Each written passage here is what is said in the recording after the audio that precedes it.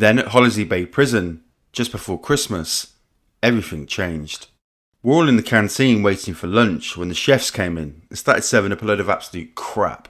Now normally, I'd eat anything at all, without complaint. But this stuff was just shit.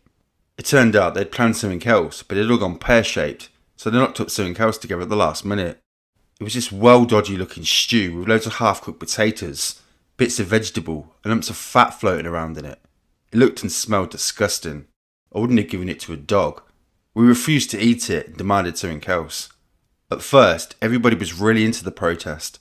We were all shouting and banging on the tables with our cutlery, standing on the chairs and making a right racket. But then, as it got to the end of the lunch break, the screws started threatening people that if they didn't go back to work, they'd be in big trouble. At Hollisley Bay, every prisoner gets given some job.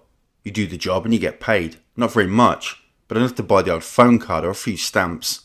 If you don't work, if you refuse, you get thrown out of the nice, soft, open prison, and you get sent to a hellhole called HMP Nice Point, which is so awful, everybody takes the piss out of it, calls it Nice Point. Once the screws started mentioning that, the protest started to fall apart. But a few of us, me and about 3 others, refused to budge. If the food had been okay, I wouldn't have made such a fuss, but the way they treated us was right out of order. I was just standing up for what I believed in. One of the other protesters was a bloke from my landing, who had spent most of the time giving me the cold shoulder. He was a big bloke, not a bodybuilder type, but certainly not someone you'd want to mess with, because he always looked a bit fierce. From the things he said and the way he acted around the prison, you just knew he was really bright, really ultra clever. When the protesters started, everybody straight away voted him the spokesperson, and all the way through he'd been the one shouted loudest about how out of order the whole thing was. He'd been around a while, and you could tell he just didn't give a fuck. The last thing he was going to do was let the screws intimidate him. Eventually, the governor himself came down, apologised and promised to look into it. As none of us had eaten, he sent down some fresh rolls, loads of ham and cheese. As we were stuffing our faces and celebrating our victory, the bloke leaned over and held out his hand. "Michael Steele, but you can call me Mick," he said. From there on, my social life started to improve drastically. Mick, who was in for drug smuggling, introduced me to the guy who had the room opposite him, Jack Worms. He was another big bloke, 6 foot wide as well as tall, and looked like he probably lived in a cave. He was a sweet bloke though, and an absolute brilliant engineer. There was nothing he didn't know about all sorts of mechanical things. One of the easiest ways to wind Jack up was to call some part of a car engine by the wrong name, pretend you didn't know what it was. He'd always start fuming and then correct you. It was really funny. He couldn't read that well, and he didn't have much to say, but when it came to certain subjects, he was in a class of his own. His brother John was also banged up with us at the same time, having been caught with Jack on a car ringing scam. Neither of the Wones brothers could exactly be described as the sharpest tools in the box, but it was clear that Jack really idolised Mick, thought he was the most fantastic bloke in the whole world, would do anything for him. It was easy to see why. Mick was really clever, much cleverer than anyone else I knew, and he was also really interested and funny. Being a bit older than the rest of us meant we all looked up to him like a father figure. We started spending more and more time together, and along with John Donnelly, we formed a bit of a gang. Then a bloke called Francis Reed got sent to Hollisley. It turned out that a year or so earlier I'd sold some dodgy tenors to a bloke in Braintree, who'd sold about £1,000's worth to Francis. He'd driven down to Great Yarmouth and run the notes through loads of the change machines you get at the amusement arcades, and was heading back to Essex with £900-odd coins in the boot of his car. He got pulled over for speeding, and while the police were having a quick look over the car, they found the coins. They'd guessed he'd been up to something, but didn't know what, so they let him go. About 3 months later, Francis was just starting to think he might have got away with the whole thing when they came round and nicked him for distributing counterfeit currency. It turned out they'd found one of his fingerprints on one of the notes inside one of the change machines. He thought it was hilarious that me and Donnelly were at the prison, and he ended up joining our little gang. Because Hollisley had such an easy regime, everybody who had mates who were everywhere else in the prison system wanted to get them along there. After we'd become friendly, Mick started telling me about a friend of his that he'd met when he was banged up in Swaleside, and how he'd written to him, saying that he should get his arse over to Hollisley Bay because it was such a doddle. I don't know how the guy had managed to swing it, but about 2 weeks later, Mick said that he was on his way. This bloke turned up, and he was absolutely fucking enormous. When he stood in a doorway, he filled the entire thing. He didn't have arms. It was like someone had stuck an extra pair of legs into his shoulders. He was just massive. Mick was really excited, and took him around, introducing him to everyone. "Here, Darren, this is the bloke I was telling you about. This is Pat. Pat Tate." He might have been a giant, but Pat was a really nice bloke. Really friendly, and with a brilliant sense of humour. The two of us just really hit it off, and used to train down the gym together all the time. He really became one of the best friends I had in the nick. People used to say he was a violent man, but I never saw any violence in him. He was only a 12-year-old when he first got into trouble. He'd found a wallet on the roof of a parked car with more than £300 in it. It turned out to be the fund for a police Christmas party. He blew the lot on leather jackets and a record player for him and his mates. They took cab rides to fancy restaurants in Cambridge and tipped the drivers, which must have been the equivalent of a week's wages. When the police finally tracked him down, the other boys had been bragging about what they'd been getting up to. He got sent to an approved school. When Pat was straight, and in them early days, that was most of the time, he talked about how awful it was. He really felt bad that his dad beaten him, and his mother and his brother, and the fact that his parents had split up when he was just 5, had this huge effect on him. I spent a lot of time in his cell. He didn't invite many people in, and he really opened up to me. He always thought that it was hilarious that he had this really nasty reputation, and everyone expected him to be a real monster. But the truth was the only thing he ever got really angry about was his bad back. He was a good friend. He'd always help me out whenever he could. He helped out a lot of people. He was brilliant down the gym as well. Because he was really strong and could pick up anything, you felt confident that you could take on more weight than you would when you was on your own. If you got stuck, he'd just come over and get you out of trouble. Because he was so big, most people were terrified of him, and he took advantage of that to get his own way. None of the screws would dare strip search him after visits, and when he made it clear that he wanted a job as the assistant in the gym, they just kicked the bloke out who's doing it rather than piss him off. Mick and Pat were also really close. Pat was on a different wing, but most nights he would come over to Mick's room, and the two of them would spend the night laughing and joking. With Pat there, our little gang was complete. We were big enough and tough enough to do pretty much whatever we wanted. So we did. Our wives would come along on visiting days, and before long they all got to know each other. Sandra was quite shy and didn't like to mix, but Mick's partner Jackie Street and Pat's girlfriend Sarah Saunders had known each other for a while and got on like a house on fire. They would often travel up together. Because of that, she got really friendly with Mick as well, and that made Mick and Pat closer. It was like one big happy family. It seems stupid that anyone should think of the time that they spent in prison as being some of the happiest times of their life, but once we're all together, that is exactly what they were to me. When the weather was nice, we'd all go for long walks, or Pat and me would go down to the gym and work out while the Wimeses, Steele and the others would play badminton. We'd all watch TV together, eat our meals in each other's rooms, everything. We basically just made it easier for one another and made the time go faster, and we got away with pretty much anything. The main things that most people miss when they're inside are drink, decent food and women, and we had a lot. I managed to get myself a top job in the kitchen, so at the end of each day, or sometimes at the beginning, I used to keep stuff to one side and take it back to the cells later. We'd always have the best cuts from the butcher, the freshest rolls, the creamiest milk, the lot. As for sex, we made sure we didn't go without. There was an old officers' mess building at the back of the prison, about 3 fields away from the main complex. When we first got there and had the freedom to walk anywhere, we'd take it in turns to go there with our wives or girlfriends during lunch and have a quick bunk up while the others kept a lookout for the guards. Mick used to go there twice a week for a picnic and a shag with his partner Jackie and come back pissed out of his head on champagne. We also developed a system for getting other food and drinks into the place. There was no point in storing it anywhere for more than a day because we knew the screws would find it. Instead, we started getting stuff delivered. We also started a rota for visitors, so that we'd get a constant supply of spirits and other things we couldn't get out of the kitchen. Sometimes we kept them hidden in shampoo bottles, but most of the time they were drunk so quick, all we needed to do was chuck out the empties. One time we ordered a £60 Chinese takeaway and a crate of lager. We got the restaurant to put the whole lot in a taxi, and John Worm snuck out the prison perimeter and picked it up. Then we sat in the cell and had a blinding party. There was so much booze around we spent most of the time completely off our faces. One of the favourite nighttime party games was shotgunning cans of lager in the cells. You take a small can of beer, you really don't want to do it with a large can, and you lay it on its side. You then take a key and make a small hole at the end furthest away from the ring pool. Then you put your mouth over the hole and suck as hard as you can. But because there's nowhere for any air to escape, none of the beer comes out. Then whilst you're still sucking, you pull the ring, and in about 3 seconds the whole can of beer goes down your throat. It's a real hit. You basically go, whoa, and then do another one, and then you generally fall over. Unless you get your timing wrong, or you don't swallow properly, in which case you just end up covered in beer. The Screws always knew what we was up to, but we just left alone, particularly because of Pat. No one wanted to get on the wrong side of him.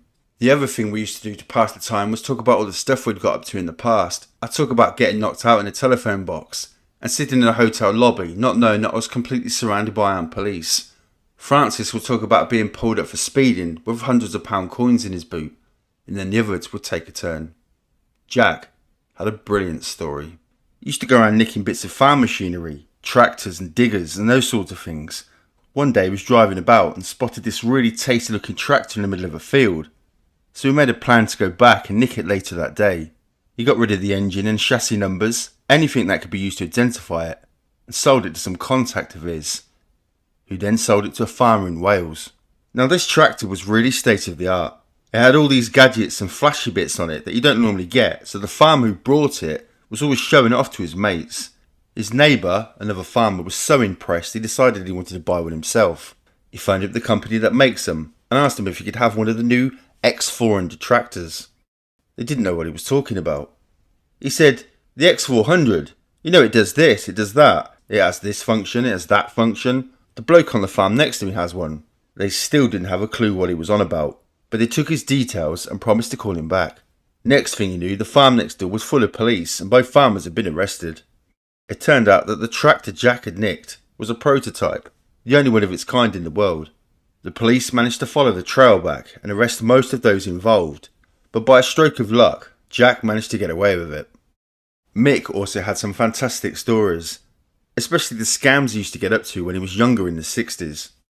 The first thing he made real money from was red diesel, the stuff that farm machinery and factories that use diesel are run on. You don't pay any tax on red diesel. Nowadays it costs around 50 pence a gallon, while the white stuff costs around 5 times as much. But they're exactly the same. They just add a bit of dye to the white stuff to turn it red. When he was 18, Mick, being the clever boy that he is, worked out a way of getting rid of the dye. He went out and bought himself a tanker and filled it with 10,000 gallons of red diesel. He then mixed in a load of fuller's earth and let the whole thing settle for a few days. The fuller's earth took out the dye, and Mick skimmed all the white diesel off the top and sold it to a couple of cab firms for a tidy profit.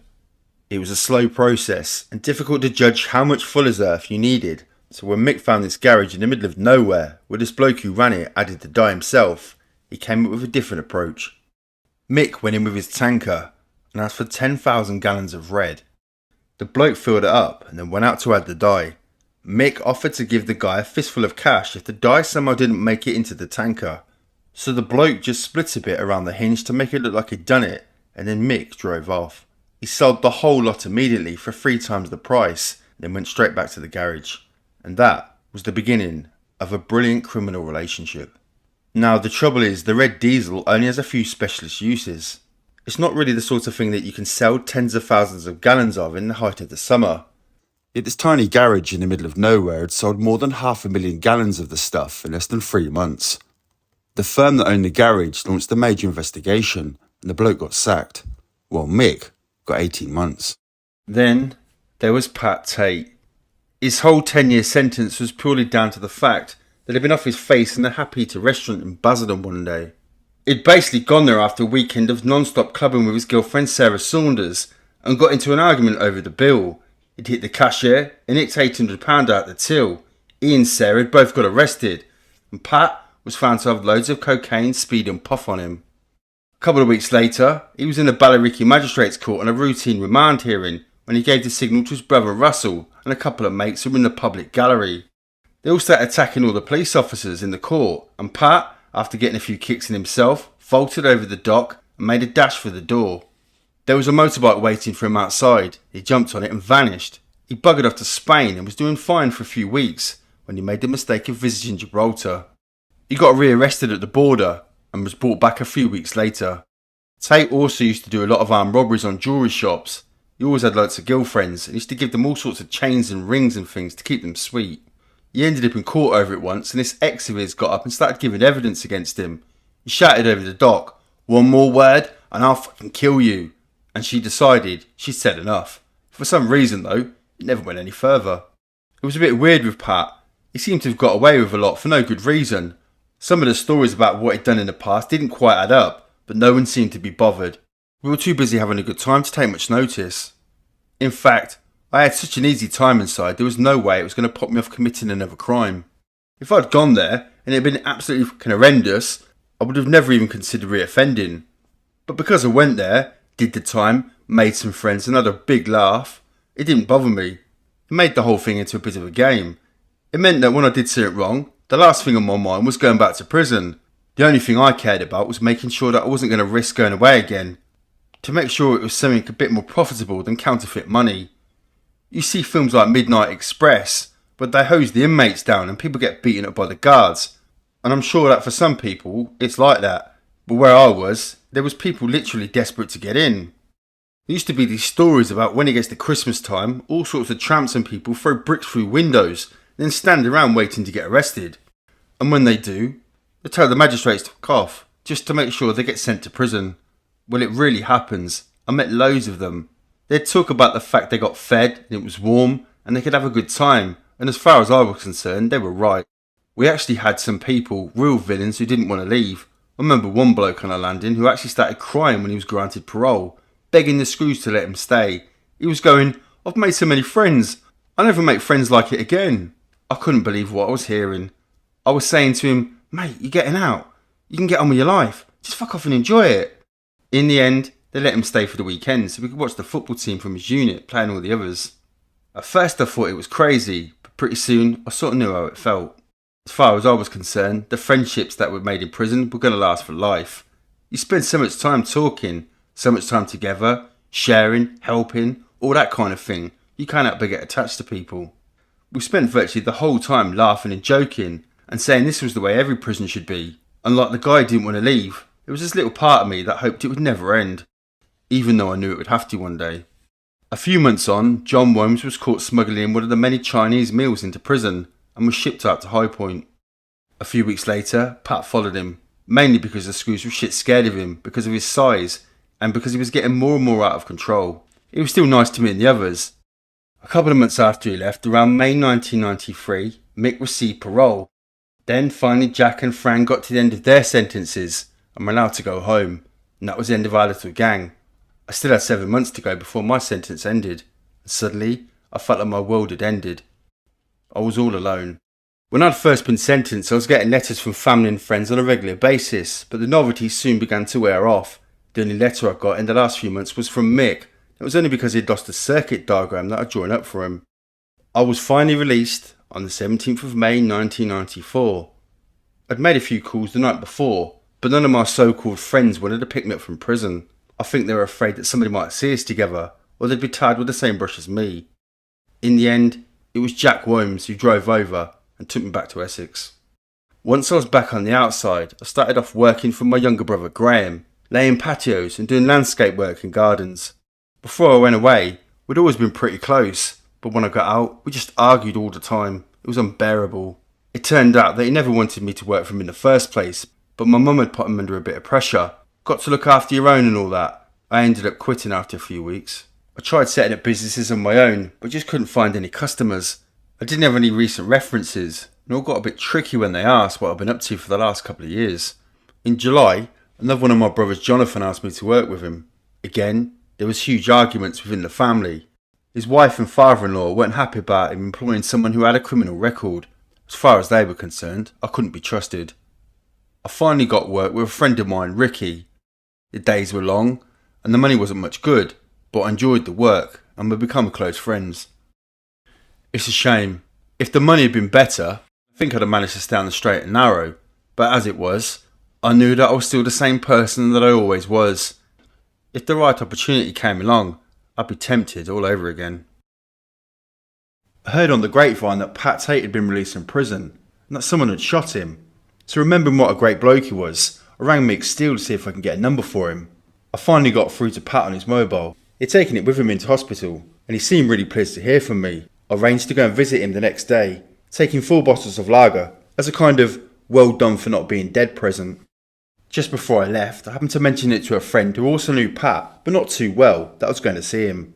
He told me to say hello, and remembering Pat's obsession with building his body, I asked if I could find out if he had any steroids for sale. I was really looking forward to seeing Pat again, but within about 30 seconds of getting to the hospital, I realised that he just wasn't the bloke I used to know. He was really arrogant, noisy, and right off his face on something or other. There was this young girl there, couldn't have been more than 16, and right in front of her he started saying to me, "Here Darren, this is Lisa. She's just here to give me a blowjob, so I don't have to bother my girlfriend when she comes to visit me. Do you want one? She doesn't mind, she does it for a living, she's fucking good at it." Then he started ordering her about, sending her off to get cups of tea and that, treating her like she was a bit of dirt or something. I'd heard he was running a load of young prostitutes down in Southend, and I guess they'd brought one along. Once she was away, he started going on about how he was going to set up Nipper Ellis and kill him, and how people were smuggling drugs into the hospital so he didn't have to go without. It's like a fucking party in here every night. You should come by again later. My mate Tony will be here. I'd fucking love the two of you to meet. When I mentioned the mutual friend who wanted the steroids, Pat suddenly got really excited. How much does he need? You tell him as much as he wants, I can get them for him. I can get fucking truckloads. Does he just want steroids? I can get the lot. Ease, Whiz, Charlie, Puff. Tell him no matter how much he needs, I can get it. I'm the man. Maybe it was the drugs he'd taken. Maybe it's because I hadn't seen him in such a long time that I'd forgotten what he was really like. Or maybe getting shot in the arm had affected his brain. Either way, the bloke in the hospital wasn't the Pat Tate I remembered. He'd gone from nice bloke to total wanker. Later that day, Mick rang me up and asked me to go over to his bungalow in Angers Green, as he had some work for me. I'd spoken to Mick a couple of times since I'd been released, bumped into him once, but this was the first time I'd had a chance to catch up properly. We were standing in his kitchen, and he'd asked if I'd seen Pat and what I thought of him. "Listen Mick," I said, "no offence, right, because I know the guy's your friend and all that, but I really didn't like him. He wasn't the same Pat I met at Hollandsey Bay. He seems to have turned into a bit of an arsehole." Mick just laughed, then asked if I'd mind going over to his mum's house in Point Clear to have a look at her central heating, which was playing up. Once we got there, it was obvious the whole thing needed to be replaced, and Mick paid me to do the work. We spent a lot of time chatting over the next few days, and in some stupid way, it was a bit like being back inside. I felt like we were becoming mates all over again. I was seeing quite a bit of Mick now, and would often drop in on him if I was in the area. About a week after Pat had gone back to prison, Mick called me up and asked me to go round to see him.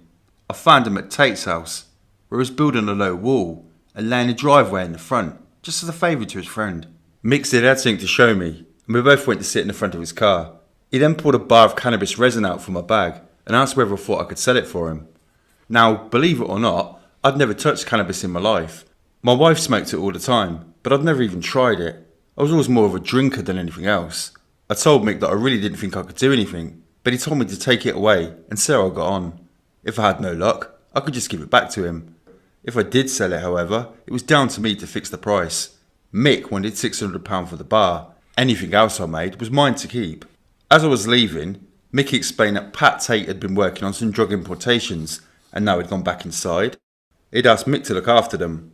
If I did manage to sell the stuff, there was plenty more available.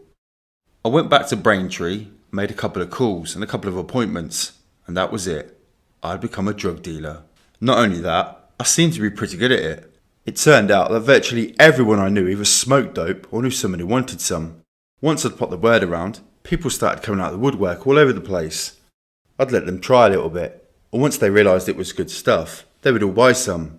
I sold a lot within a couple of hours and made around £200 profit. Any doubts or dilemmas I had about getting involved in the drug trade vanished the moment I felt the money in my hand. I took Mick at his word so far as the supplies were concerned and went to see him the next day. And the next. And the next. I'd been hinting to Mick that I wanted some kind of active role once he was back in the drug smuggling business. Selling the stuff had shown me how easy it was to make money at the end, and I knew the profits from smuggling were going to be much higher. Mick seemed to be doing really well out of it, and I wanted some of what he had. I told him I wasn't interested in doing anything too heavy, just something to earn some extra money. Prison certainly didn't scare me anymore, so I felt like I had nothing to lose. But Mick had some doubts. He was worried about the fact that I'd never been abroad before. I'd only got a passport for the first time in my life about a month earlier, and I planned to use it on one of those cheap day trips to France, but I hadn't got round to it yet. Mick had pretty much decided he was going to at least start off with his usual team, but then fate lent me a helping hand. A guy called Paul Gwinnett was under arrest for breaching a warrant banning him from entering Belgium. He'd been caught out by a routine customs check as he was getting off the boat, and they discovered he was the subject of a 10-year ban. It all meant that the gang was one man short for the trip, so Mick called on me. My first job was to pick up Mick from his home in Anglers Green. I arrived in my battered old VW Golf, expecting to head straight out for the coast, but he gave me directions to a pub near Clacton. As we pulled up, I saw a bloke standing in the car park wave at Mick and make his way over. He was in his 40s, about 6 foot tall, with greying hair. He actually looked a bit like a slimmer version of Mick, sort of like a younger brother, but without any of the charisma. He sat in the back and was introduced to me as Peter, but he didn't say very much. I remembered that I had a bag with him, and he seemed really nervous, but that was about it. I remembered that Mick used to talk about a Peter Corey that he used to smuggle drugs with, so I assumed this must be the guy. But it didn't seem the time or place to start asking questions, so I just drove. As we made our way to Folkestone to catch the ferry, Mick told me he wanted me to go to Amsterdam with him to meet Dopey Harris, his main contact over there. Because with Gwinnett in prison, I've been making the trips over there to complete the first stage in the smuggling process. All I had to do was pick up the drugs in Amsterdam, have negotiated a good price, then drive them over to Belgium. There was no border in between the two countries, so I didn't have to worry about being stopped, unless I did something really stupid, or unless I was just plain unlucky. Once in Belgium, Mick would meet me at the beach in his boat. I'd load the drugs in, and he'd set off back to England. After that, I'd be free to make my way back on the ferry, and even if I did get stopped and searched, there would be nothing to incriminate me. I have to admit it sounded like a pretty good plan, and the £2,000 a time he promised me for the work sounded even better. We got to Folkestone, and Mick pulled out a bundle of cash from his bag to cover the cost of the tickets. "How much you got in there anyway?" I said, as a joke really. Mick looked at me. 80 grand. He said it so casually, I tried not to sound like I'd never seen that much money before in my life. "Alright, drinks on you then." He had to fill in some personal details on the form for the ferry tickets. I went to put his name down, but he stopped me. "My name's too well known around the customs people. Just put your name down." We got a cabin on the boat and chatted about nothing in particular until we got bored of each other and got a bit of sleep. We finally got to Ostend in the early hours of the morning, and I drove all the way to Amsterdam along the coast road. By the time we pulled into the centre of the city and Mick told me where to park, I was absolutely knackered. We walked to Stones Calf, which is on the road that runs parallel to the Damrak and is nearly opposite a police station. When we arrived, Dopey Harris wasn't there, and we waited in the bar. Amsterdam is a weird place anyway, and all the coffee bars like Stones where you can legally buy and smoke small amounts of cannabis are weird as still. They're usually full of French and British students stoned out their brains, even at 9 in the morning. This place was just the same, with loads of people giggling and the air thick with that funny pong. But what made Stones different was that it was also full of groups of English blokes just like us. And in every group there would be one bloke holding a bag, just a bit too carefully. And slowly I realised that everyone was waiting for Dopey Harris, who got his name because of his business interests, not because he was thick, to go off and do a deal. Harris was a friend of the cafe owners and hung out there when he wasn't dealing, so he liked to meet all his contacts there. I don't think the owner had a clue what was going on. Harris invited us all to a flat close to the cafe. The place was full of masses of video equipment, with loads of cameras trained on the door and stairway. Apart from that, the room was very basic, with one large table, one corner sofa, a couple of chairs and a ski machine for exercising. Apart from drug deals, it didn't look like much else went on there. Behind the smiles and the chirpy conversation, you could see that both Harris and Mick were being cautious, sizing each other up, wondering how much they could trust the other. But slowly, the tension eased, and they started to get more familiar with each other. We all sat around drinking coffee and chatting about drugs and exchange rates because everything there was bought in guilders. He also explained that he had no drugs to buy, and could not say when there might be some, as there was currently a shortage across the whole of Amsterdam. He simply didn't know whether it would be soon or not. Mick decided he couldn't take the money back with him to England, so he decided to leave it with Harris. I guess he trusted the guy completely by then. It was left that Harris would contact Mick, and then I would go over and do the deal with Harris to ensure the exchange rate was correct. After we'd finished talking proper business, the conversation dried up, so we decided to leave. I was still knackered from driving through the night, so Peter volunteered to take over the wheel.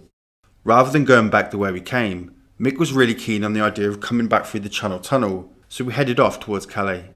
I was well up for it, and neither Mick or Peter had been through the tunnel before, so it was something we were all looking forward to. I went to the duty-free shop at the terminal and bought some perfume for the wife. and a case of lager for myself, while Peter and Mick stocked up on cigarettes. When we finally got on the train, I was still really tired, so I decided to have a quick nap before we set off. Mick woke me up at Dover. I'd missed the whole thing. I always believed that bad things happen in threes, so that was number one. As we drove back from Dover to the Dartford Tunnel, it became very clear what number two would be. The petrol gauge on the Golf was getting pretty close to empty. I suggested we stop off and fill up, but Mick was really keen to get home. He insisted that he'd worked out what mileage we'd done. There were still loads left, no matter what the gauge said. We hit the A12 to Ipswich and passed another petrol station. "Keep going," they said, "keep going." Then we passed the Brentwood garage. "Keep going," they said, "keep going." And we did, for at least a mile, until we ran out of petrol and ground to a halt. That's two, I thought to myself. It was pitch black and freezing cold as I walked along the A112 back to the Brentwood garage. I didn't have a petrol can in the car, so I had to buy one, fill it up and trudge back. I kept trying to cage a lift, but no one stopped, so I just kept on walking. Then my mobile went off. It was Mick. "We can see you," he said. "We're about half a mile away, but you're getting closer all the time." His voice sounded really strange. Then Mick burst into a massive laughing fit and put the phone down. About 10 minutes later he phoned again and did the same thing. "I've got my binoculars and I can see you coming towards us," he said, before collapsing in a fit of giggles again. I didn't find it funny at all. Couldn't work out why Mick was behaving in such a strange way. It was really out of character. It's not so much the guy didn't have a sense of humour, it's just that he was always so serious. It was only when I got back to the car that I found out why they were so happy. They'd got so bored of waiting around, they'd broken into my cases of lager and drunk the lot. That was free. I was pissed off in a major way and really tempted to tell them to fuck off and find their own way back. But I was also only too aware that in the next week or so, Mick was offering me the chance to earn £2,000 for 18 hours work. So I drove them home. I didn't get back myself until well after 10 that morning and had to go straight to bed. In less than 30 hours, I'd gone from having never been abroad in my life to having been on a ferry through 3 European countries and the Channel Tunnel. As far as I was concerned, I was a seasoned traveller. I'd actually really enjoyed it. A couple of days later, Mick rang to say the drugs were ready to be picked up. It was time to go abroad again. This time, I decided to take my Peugeot 405 because I thought it'd be a lot more comfortable. I drove over to Mick's and then followed him in his car to a pub where we'd met Peter Corey the first time round. The three of us then went to a cash point in Clacton where Mick took out £250, money to cover our expenses. Peter went for a piss, nerves probably, and Mick took the opportunity to take me to one side and explain that even though he'd given me the marina radio to contact me when we got close to the coast, Peter was in charge. After all, Peter had made the same trip dozens of times and knew exactly what he was doing. If there was any problems, I should do exactly what Peter said. And if there weren't any problems, then I should do what Peter said anyway. Unfortunately, the only thing that Mick didn't tell me about Peter was that he was a total prat. As we drove down to Folkestone, he kept going on about what a big man he was, and how people across Clacton where he lived were really scared of him. It was like he was trying to do it to impress me for no reason. After all, I was just there to do a job of work, the same as him. But it was all, "If you're ever in Clacton, just mention my name and you'll be alright. It's my town. I virtually run the place." It was another overnight ferry, so we took a cabin, which gave Peter the chance to get on my nerves at right close up. He spent the whole journey saying things like, "If we get stopped by the police, tell them I'm a hitchhiker you've just picked up." Basically, his attitude was that if we got caught out, I should take the blame for everything, so we can go back and explain the situation to Mick. Peter was so anxious about being able to use the hitchhiker excuse that he refused to drive the whole time. Then, on the way to Amsterdam, the radiator sprung a leak, giving him another chance to panic. We couldn't find a garage anywhere, and we were running low on diesel as well. In the end, we parked up on a garage forecourt at about 5 in the morning and got a couple of hours sleep while we waited for it to open. Having sorted out the radiator and filled it up, we finally got into Amsterdam proper at 10 AM and met Toby Harris. We agreed a price of $1,150 per kilo, which gave us just under 70 kilos of top quality cannabis resin.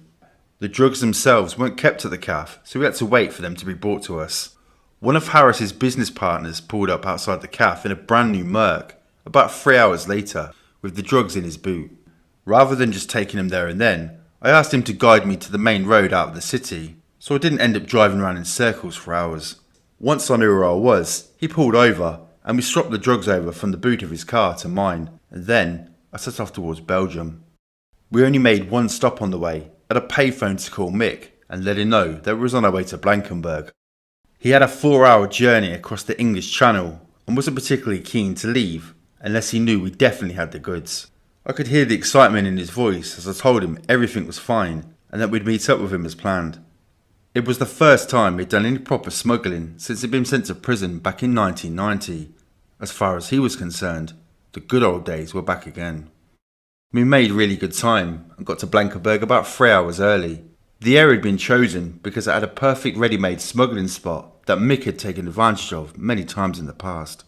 If you stand on the pier and look out to sea, on your left is a beautiful 10-mile-long sandy beach. On your right, there are 3 or 4 really ugly grey concrete pipes, which take sewage or something into the sea.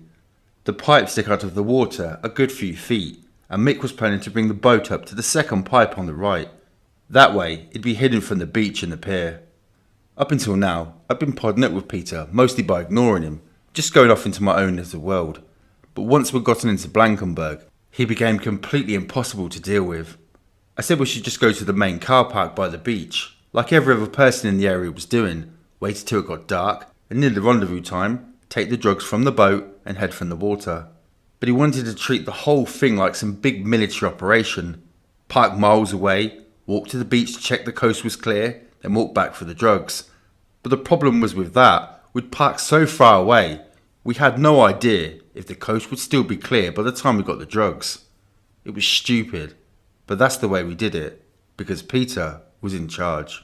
One long walk later, Peter decided it was time to drive close to the beach and take the drugs out. He changed into his waterproofs. He'd be going back in the boat with Mick, and we took the drugs and hid ourselves in some grassy sand dunes about 200 yards from the waterline.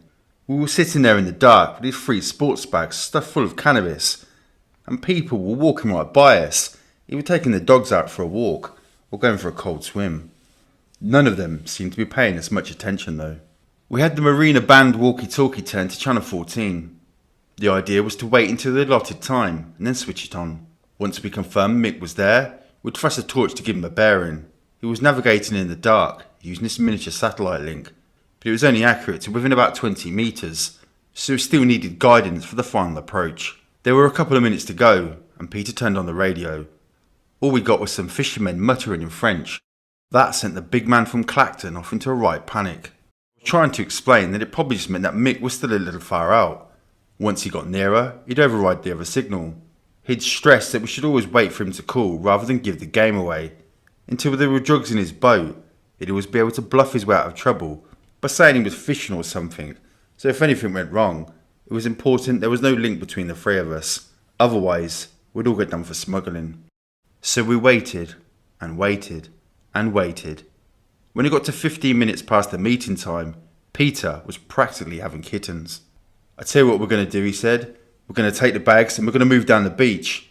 I couldn't believe it. "No way," I told him. "No way am I moving from this well-hidden bit of grass to sit on a beach like a fucking idiot with 80 grand's worth of dope on my lap." But Peter was unstoppable. He grabbed one of the bags and made off. Just then, the radio crackled into life. "Sparky, Sparky, are you there?" It was Mick using my call sign. "Zulu Tango, X-Ray Tango, receiving you loud and clear," I replied. Mick then asked me to give him the signal. I shouted for Peter to stay still and flashed the torch a couple of times. The radio crackled into life one last time.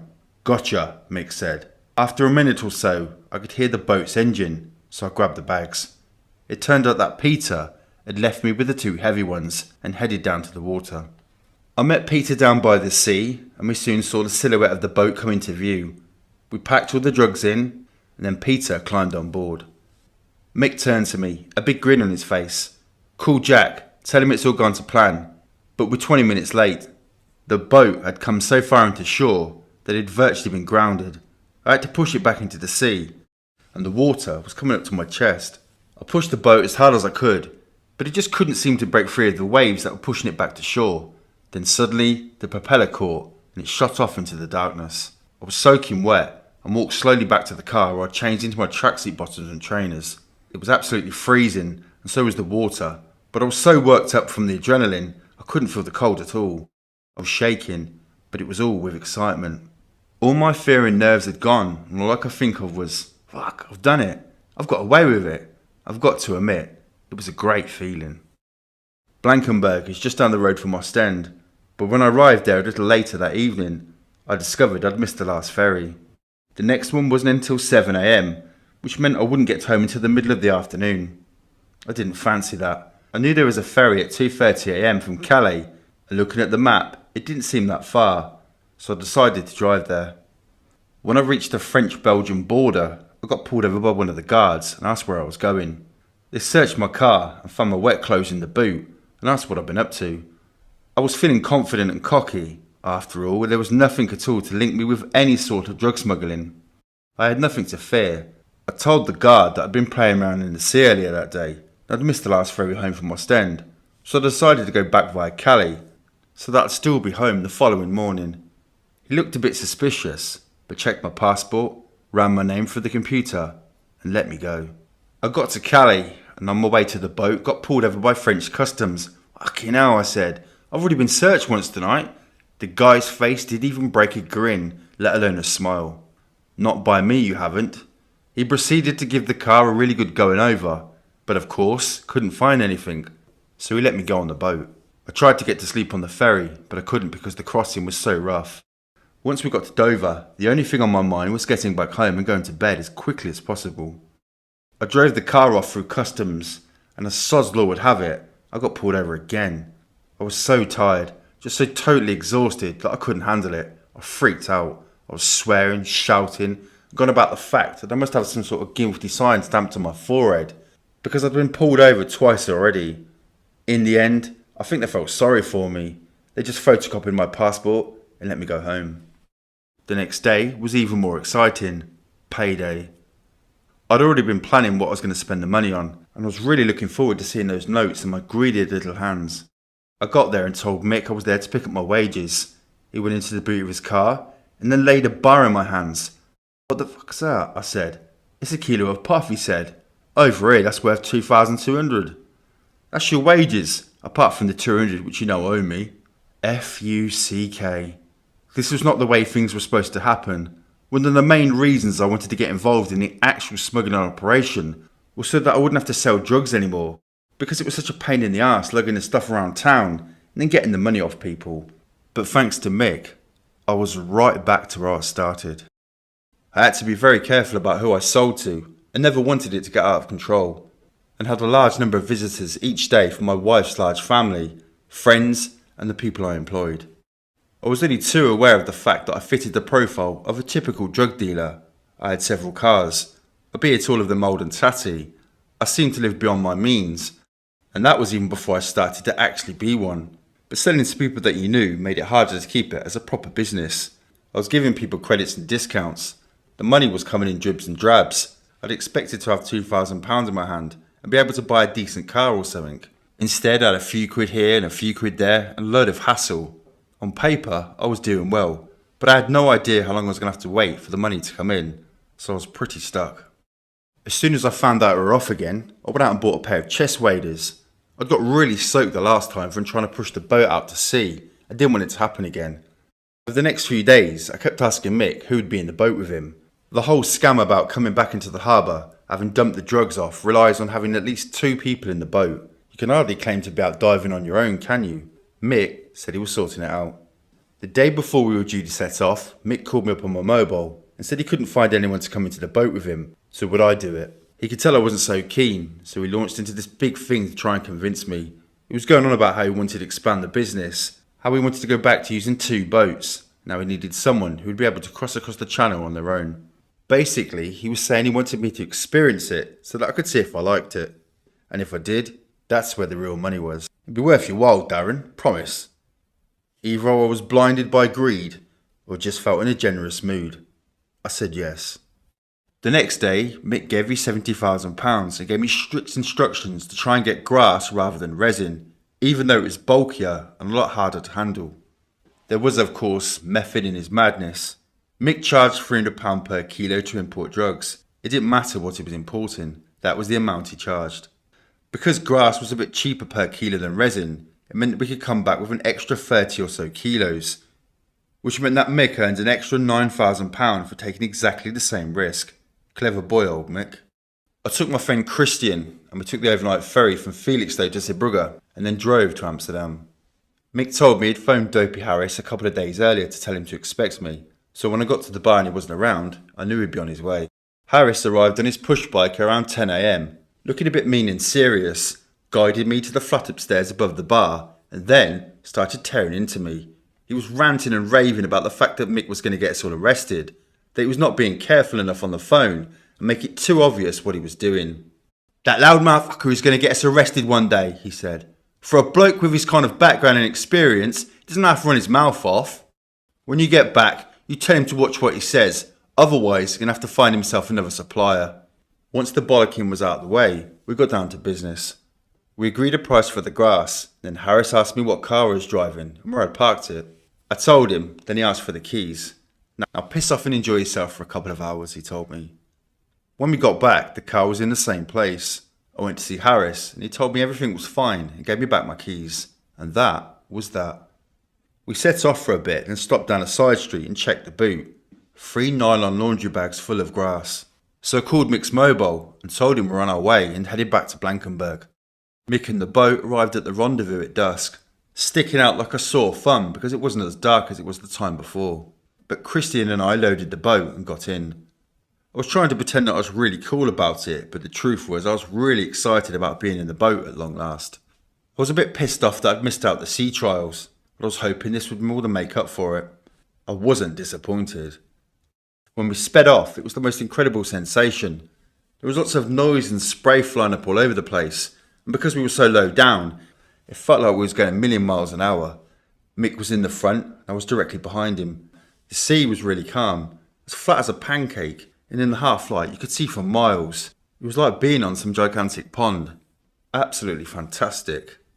After about 10 minutes, when we were well out of sight of Blankenberg Beach, Mick stopped the boat and started fishing around in a bag. "Here, put this on," he said, handing me a buoyancy aid. "The weather's not too clever ahead, so you better wear it. Unfortunately, I've only got the one life jacket, and I'm wearing it." As I put the buoyancy aid on, I had a good look at Mick. I saw as well as the life jacket, he was wearing a full dry suit, proper boating clothing. He also had a safety line attached to the console, so if he fell in, he wouldn't end up separated from the boat. If I fell in, my waders would have filled it with water and I'd have sunk to the bottom in seconds. All I could do was hold on and pray. We set off again, and Mick told me that rather than sitting down, I should straddle the seat directly behind him. That way, if the boat left the water for a second and came down with a bang, my legs would act like suspension springs. After about half an hour, the land behind me was vanishing fast. And so was my excitement about my first ever trip in a rib. The waves were getting quite rough now, and we were bouncing up and down like a trampoline. We started off speeding along about 33 knots, but now we were down to about 12. I decided the best policy was just to keep my eyes shut and use my ears instead. I knew that when I heard the engine note change, the boat had come out of the water and the whole thing was airborne. That was my signal to hold on extra tight and brace myself for the landing. I was concentrating really hard, but one time, I don't know, I must have just lost my focus for a second because I slipped and nearly fell over the side. That's when I started to get really scared. I was just about to ask Mick to slow down even more when I heard the engine roar again. I braced myself, but this time when the boat landed, it hit a wave that was travelling sideways and rolled right over to one side. I fell and just managed to grab the edge to stop myself going over. I was rolling all over the place and I was bawling like a baby until Mick stopped to have a look at what was going on. I was really shaken. I was really convinced that I was going to die, that I was going to fall out of the boat and Mick would be miles away by the time he realised and not be able to find me before I went under. We set off again, this time a bit more slowly and with me holding on tighter than ever, but I'd already decided there was no way I was going to be making this trip again. "How far is it across, Mick?" I asked. "About 70 miles. 70 miles? Fucking hell. I always thought the channel was about 22 miles wide. "Only between Dover and Calais," Mick explained. "Not between Blankenberg and Point Clear." "Okay, well tell me when we're halfway." "Why?" "Just tell me when we're halfway." Then about half an hour later, "Okay, Darren, we're halfway across now." "Why the fuck are you so interested anyway?" Well, if I do fall in, I want to know which way to swim. Slowly, the weather started to improve. Stars started to play I'll Be There Yet, Dad. I'd see lights and say, hey, look over there, Mick. Is that land? No, it's a boat. 5 minutes later, how about that? Is that land? No, that's a boat too. Then I saw a white flashing light. That wasn't land either, but some kind of marker buoy, which meant the shore was about 12 miles away. I was starting to feel much better and much braver. The big waves had all gone and were getting close to home. We were still going fairly slowly, so I was actually starting to enjoy myself when I fell over again. I stood up for a minute, but then I fell again. I just couldn't seem to get a grip properly with my feet. My first thought was that we must have sprung a leak and the boat had started shipping water. I tapped Mick on the shoulder and pointed to the floor. We stopped, switched on a torch and saw immediately that the main fuel tank had split. We couldn't see the actual hole, but we could see the fuel slowly leaking out. Naturally, I started to panic. After all, I didn't have Mick's experience. This was all new to me. What really freaked me out was that the fact that Mick started to panic as well. He said we'd have to sit on the seats, even though it was more dangerous and made the boat less stable. And we'd have to go as fast as possible to make sure we hit the shore before we ran out of fuel altogether. He reprogrammed the GPS so that we headed for the nearest point of land rather than Point Clear. If we could get close enough, he explained, then Jack Worms, his backup man for all his new smuggling ventures, could always come out and get us in his speedboat. But if we ran out of fuel where we were, we'd have to call the Coast Guard, and that would mean dumping £70,000 worth of drugs over the side. We were flying along, and I was absolutely terrified. Mick was trying to work out where we were, but the GPS was playing up. He reset it to read the depth of the water rather than the location, so we could try and work out how close we were. But somehow, he fucked it up. The whole screen went blank. So there we are, in the pitch black with no guidance system, totally fucking lost, and with a boat that's pissing away fuel going around and round in circles. Then Mick perked up and pointed some poxy little light he could see in the distance. He said it was definitely Clacton Pier, or maybe Walton Pier, and that he knew where we were probably. Either way, he reckoned we was only about 4 miles from the coast. I was gearing myself up to feel a bit more confident when, right on cue, the engine died, and we ran out of fuel completely. We switched to the reserve tank, but that was empty too. We primed the carbs on the engine by hand and it started up, went about 50 yards, and then stopped again. We kept on doing it and had to rock the boat from side to side, the last thing I wanted to do, to try to get the last remaining splashes of fuel into the pipes. Then Mick managed to get the GPS working again. I don't know what he did. I didn't even think he knew what he did. I just heard him say, fuck me, it's working again. And at last, we were going in the right direction. We had to kangaroo hop all the way with the engine firing and dying every few yards. But when we got about half a mile from the spot where Jack was, we realised it was just about shallow enough for me to get out and push the boat to shore. So I did. I'd never been so happy to see Jack as I was when I saw him sitting on the beach waiting for us. I could have kissed him. He helped us drag the boat up to his Range Rover, and we started unloading the drugs. But the problems were far from over. The plan, as always, had been to unload the boat, then take it back out to sea, so we could come into Felixstowe and pretend we'd been out fishing or something. But with a split tank, there was no way that was going to happen, and the trailer was back at Jack's workplace, so we couldn't even move the boat. Mick and I were pacing around, telling Jack about our nightmare journey, and trying to work out what the best thing to do was. We were so caught up in our own problems that we hardly heard Jack say there was a problem with the Range Rover. It turned out that Jack had driven it down on the beach and gone over a pole stuck in the ground, which had wedged in his axle. He was totally stuck. Mick was furious. Only a few minutes earlier, we'd radioed him and he told us it was safe to come into shore. What exactly is your definition of safe, Jack? Mick was saying. Because I don't think being stuck on a beach with no car, no boat, and with a load of drugs fits in with my definition of safe. We took the drugs out of the Range Rover and hid them a bit further at the beach. Mick then stormed off to his mum's house, which was about a mile away, to borrow her car. While he was gone, Jack and I set about trying to get the pole out of the axle, but didn't have any luck. Mick came back about 3 AM and took the drugs to go and hide in his mum's garage, so that was the main worry off our shoulders, and then went off to get a chainsaw to try and cut the pole. In the meantime, Jack and I tried a different technique, wedging bricks and stones underneath the wheels as they went into the air. It worked. By the time Mick came back, the Range Rover was free. Mick had to take his mum's car back, and Jack was going to follow him, and then take him up to Ipswich where the trailer was, and then bring him back so we could get the boat off the beach. In the meantime, they wanted me to sit around and stand guard. Mick had picked up a few sandwiches and a drink from the garage, but I wasn't really in the mood for a picnic. I was fighting a losing battle to keep my eyes open, and terrified that I'd drop off to sleep and the boat would be washed away. I ended up tying the rope from the boat around my ankle, and I curled up on the stones and fell asleep. I woke up a bit later to find my feet in the water and the boat tugging at my leg. The tide was starting to come in. I dragged the boat up the beach and fell asleep again, only to be woken up by the water lapping at my feet once more. I was cold and miserable. I ached all over and I felt like I'd been there for days. It was getting light when they finally came back. Mick had a go at me for dragging the boat up on the rocks because I'd scratched the base, but I just didn't care. All I wanted to do was get home.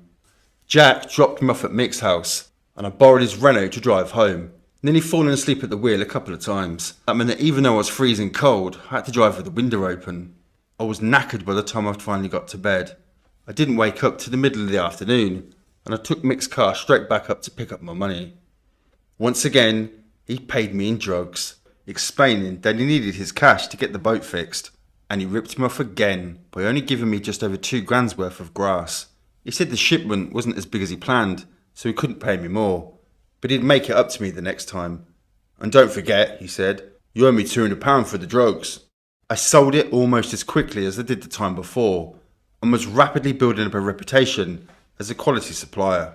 I took a load more orders, went round to Mick's to pick up some more, only there wasn't any. Pat Tate, along with Tony Tucker and Craig Rolfe, had worked out some deal and bought the whole lot in one go. I was trying my hand at running a business, repairing and selling fridges and freezers. Mick called me up and asked me how much it would be to replace the fridge in Sarah's new house, because the one she had wasn't working. Depending on how much it was, he was going to buy it for her. But he told me not to tell Jackie that he was paying for it, or she wouldn't like it if she thought she was spending their money on someone else. I told him it was best if I went and had a look, because I might be able to get it working. Jackie Street picked me up in her RAV4, and we met Mick, and then went over to Sarah's place. It didn't take too long to work out what the problem was. The fridge had been plugged into the cooker socket, so every time Sarah turned off the cooker, she turned off the fridge as well. It was around lunchtime, and a couple of friends of Sarah's turned up to cheer her up with some bottles of wine. So we all sat about in the living room, chatting about Pat. The whole conversation revolved around how bad he was, how out of control he'd become, how much he'd changed. It turned out that when Pat found out her friend's boyfriend was helping Sarah to move out, he went completely mad. Even though he'd actually told her to leave, he somehow blamed this bloke for splitting the two of them up. Along with Tucker and Rolfe, they went to track the bloke down. They basically kidnapped him off the streets and took him back to Pat's house, where they held a knife to his throat and told him to snort 6 lines of coke. He tried to say no, but they made it pretty obvious that if he didn't do as they say, they would hurt him really badly. So he started snorting, and they made him snort some more and more until basically the guy passed out. Once he was unconscious, they stripped all of his clothes off and started podding cigarettes out all over his body until he came round. Then they made him snort some more coke until he passed out, and then burned him until he came round again. After a while, Tucker and Rolfe were getting bored. They said they thought the bloke had had enough. But Tate wasn't having it. He was like a man possessed. He kept waking the bloke up and making him snort more and more until they eventually ran out of drugs. Then Tate took the bloke in the boot of his car and dumped him in the front of the garden of his house. When the bloke's girlfriend came home, she found him rolling around naked in the living room, covered in burns and gasping for air. He had so much powder up his nostrils that he couldn't breathe through them. He had no idea what was going on or who he was. He was in a total state, just crying constantly. They had really broken him. He ended up in a psychiatric unit for 3 days. When he got out, surprise, surprise, he decided not to press charges. Sarah was upset by the whole thing, but I was surprised to see that Mick was almost in tears himself. He kept saying that he couldn't believe how someone he had once considered such a good friend had changed so much. He'd get more and more angry every time Sarah mentioned something new that Pat had done to her. He seemed to be taking it really personally. Eventually, he walked over to Sarah and gave her a big hug. It was a whole new side of him. I just got in from cleaning the car when the phone rang. It was Mick being all weird and casual. He said he was having a few friends around for a drink that afternoon at Anglers Green, and why didn't I pop over? Oh, and could I bring my fishing gear with me because he wanted to borrow it. So I gathered up my waders, a change of clothing and my passport and said goodbye to my wife. I knew we were on for another run. I drove over in my Sirocco, parked in the driveway and then walked up the path. Mick met me at the door and ushered me into the living room, where I saw Jack Williams and Peter Corey already sitting down chatting. The other thing that caught my eye was this enormous pile of money on the coffee table, a pile so big that, depending on where you sat, you couldn't actually see some of the other people around the table, but no one mentioned it. The others nodded hello, and Mick told me to get myself a drink. Walked over to the fridge, got myself some beer, and came and sat with the others, so the pile was blocking out Corey. Then we all started talking about this and that, until the conversation died down, and suddenly Mick grabbed a pile of money off the table and started flicking through it. And then Jack and Peter started doing the same.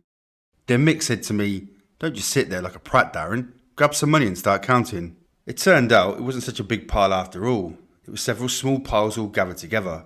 There was supposed to be £76,000 from Tate and friends, £28,000 for some friend of Mick's from down south, £14,000 from Jack Williams, and Mick had put in a little bit himself to make up a total of £124,000. But nothing was taken on trust. We each had to count each person's money, then hand it on to someone else for check-in. I don't think anyone was particularly surprised when Pat's bundle turned out to be £200 short. Mick wrote a note to himself so he'd remember to subtract the difference from the amount of drugs he gave to Pat. Then we bundled all the cash into a bag so that Corey and I could get on our way. Although Corey hadn't put any money into the deal, Mick once again insisted on giving me the big speech about how, if there were any decisions to be made, Corey should make them, because he was the experienced one. Then, just like before, he gave me, rather than Corey, the radio. "What do you reckon the weather will be like for crossing this time, Mick?" I asked. He shrugged. "Alright, I suppose. Certainly not as bad as the last time we came over." That wasn't what I wanted to hear. I wanted to hear that it was going to be the worst crossing ever. That Corey was going to hate every minute of it. "Well," I said, "I'll keep my fingers crossed for the two of you." The plan this time was that Corey and I would take the ferry over as a couple of foot passengers and hire a car once we got to Amsterdam. Although there's no real border between Amsterdam and Belgium, Mick was always concerned that a British car driving between the two was far more likely to be stopped than a local one. As far as he was concerned, we'd been lucky up until then, but now he didn't want to take any more chances, especially as he'd gone over the magic £100,000 mark for the first time. On the way to Harwich, in the light of what Mick had said, I made the decision to make a real effort to get on with Corey, but somehow he managed to start pissing me off almost straight away. When we got to the docks, he refused to buy the tickets because he didn't want to get seen by the cameras, and then he refused to carry the money through customs and insisted on walking through on his own 10 minutes after I'd gone through, just to be sure he could say he wasn't with me if it all came on top. I suppose the thing that really got to me was the way he spent so much of the time bragging about what a big man he was and how so many people were scared of him. The truth was, he was a spineless twat with no bottle, and I was lumbered with him. We got a cabin on the boat, and I left Corey there to look after the money while I went off and had a few drinks in the bar, then went to the casino. I lost a fair bit of money, but I didn't care. I stayed there for the rest of the trip, just so I could avoid Corey. The next morning, paranoid Peter was living up to his name in full. He made sure that I carried the money through Dutch customs when we got off the ferry, and he stayed a little way behind me. And then he insisted that I booked the train tickets in my name, and when the ticket inspector came along, he made sure it was me who had the money, just in case. But when we got within spitting distance of Stone's Calf, he had a sudden change of heart. "Give me the bag," he said. "Huh? What for? Look, don't muck about. You know I'm in charge here. Just give me the bag." I didn't have the energy to argue. I thought, fuck it. If he wants to look like the big man, as if he's the one in charge of the money the whole time, let him. This time, Harris was waiting for us along with one of his Dutch partners when we got to the calf. I'd seen this other guy hanging around before. He was the one who led me out of the city the first time I brought the drugs from there, but this was the first time he'd actually been there whilst we were striking the deal. He didn't say anything the whole time. He just sat in the background, making me nervous. We wanted grass, but Harris checked with his partner, then said there wasn't any around. That seemed fair enough. After all, the first time we'd gone over, he didn't have anything at all, so we settled for resin. We fixed the price, and I checked the exchange rate on Teletext. It worked out that we were getting the stuff for around 1,125 per kilo, roughly half what it would be worth once we got back to Britain. It was pretty much then that the problems began. Corey started getting the money out, emptying his gear including his dry suit onto the floor, and Harris just looked over and said, "Oh, what's this?" So as quick as a flash I said it was a flying suit for the helicopter. Corey looked at me as if I was totally mad, like I'd lost the plot. "Don't be soft," he said. "It's my waterproof for the boat." He then looked at Harris and raised his eyes to the ceiling like I was some sort of moron. I was still trying to think on my feet, trying to save the day. "Yeah," I said, "but they only use the boat if they're having a problem with the helicopter. But it's fine today. I'm no expert in the drug business. But one thing I do know is that you don't trust anybody and you don't tell anyone any more than they need to know. It's just too big a risk. And telling your supplier just how you're going to get the stuff out of the country is pretty fucking high up the list of things not to do." But that's just what Corey had done. We got to Blankenberg with a few minutes to spare, so I brought some bags from the supermarket across the harbour, and Corey and I started transferring the drugs over. In our rush to leave Amsterdam, I hadn't realised just how badly packed the drugs were. Even the individual blocks hadn't been wrapped up properly. The whole lot had just been thrown together. There was no way any of it was going to be waterproof. Then Corey and I realised we'd run out of bags, and the shop we'd bought them from had shut for the evening. We ended up having to leave one load in the box. Not the best place to store something for a 70-mile trip across the sea, but we just didn't have any choice. By the time we finished, it was almost the rendezvous time, and Corey started taking charge again. He insisted on doing things by the book, parking about 2 miles away, and walking down to the beach to check the coast was clear, walking back to the car, and then bringing it a little closer. I just looked at him and shook my head. I'd already spent 24 hours too long in his company, and it was really starting to get to me. Whether he was in charge or not, I wasn't going to behave like a prat, unless it was absolutely necessary. "Who the fuck do you think you are?" I said to him. "Secret squirrel. Look, we're parking here, and that's it. If the coast isn't clear, we'll see it from the car, and we can drive away. If you don't like it, you can just fuck right off."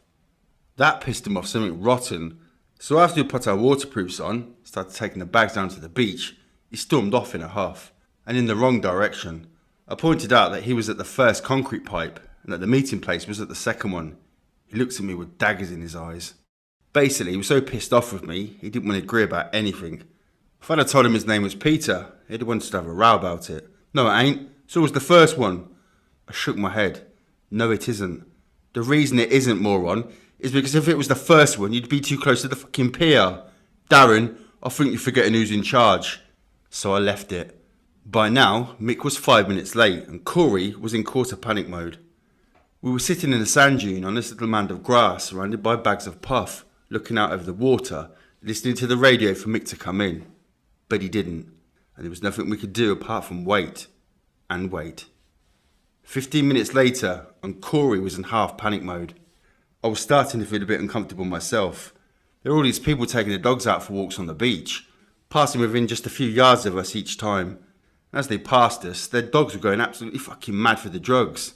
I mean, these dogs were going crazy for the stuff, tearing at their leashes and barking like crazy. And all we could do was just sit there on our waterproofs with these dodgy looking bags and pretend we didn't know what was going on. And wait, and wait. Mick was now 25 minutes late, and Corey had missed out on the interim stage and gone into full panic mode. He grabbed one of the bags, the lightest one, surprise surprise, and ran down to the water, desperately scanning the sea for any sign of Mick. Just then, the radio crackled to life. "Sparky, come in, Sparky." "Yeah, I'm here." "Okay," said Mick. "Flash a torch." I did, and he told me that he couldn't see it. I flashed it again, and he still couldn't see it. "Where the fuck are you?" "I'm at the beach," he yelled. "I'm actually on the fucking sand, where are you?" I grabbed the other bags and dragged them down the beach, but still couldn't see Mick, let alone hear the boat. Corey was literally running around in circles and generally being useless, so I flashed the torch again. "I see you," said Mick. "You're in the wrong fucking place. You're fucking miles away. What are you doing there?" Mick had, quite rightly, parked at the second concrete pipe, so Corey and I had to drag all the drugs about a quarter of a mile to where he was. There was no point in explaining. I knew that whatever I said, Corey had a good 4 hours to convince him that it was my fault, so I just pushed the boat out to sea and waved them goodbye and good riddance. I thought I'd had more than enough excitement for one night, but unfortunately it wasn't quite over yet. I'd parked the Toledo right next to this karate club, and when they saw some bloke in waders struggling to get into a car, my hands were freezing from the water and I couldn't work the lock properly. They thought I was a car thief. The next thing I know, there was 25 massive blokes in judo suits running towards me, shouting out in French. I didn't have a clue what they were saying, but decided I wasn't going to hang around to find out. I got in the car and watched them grow small in the rearview mirror.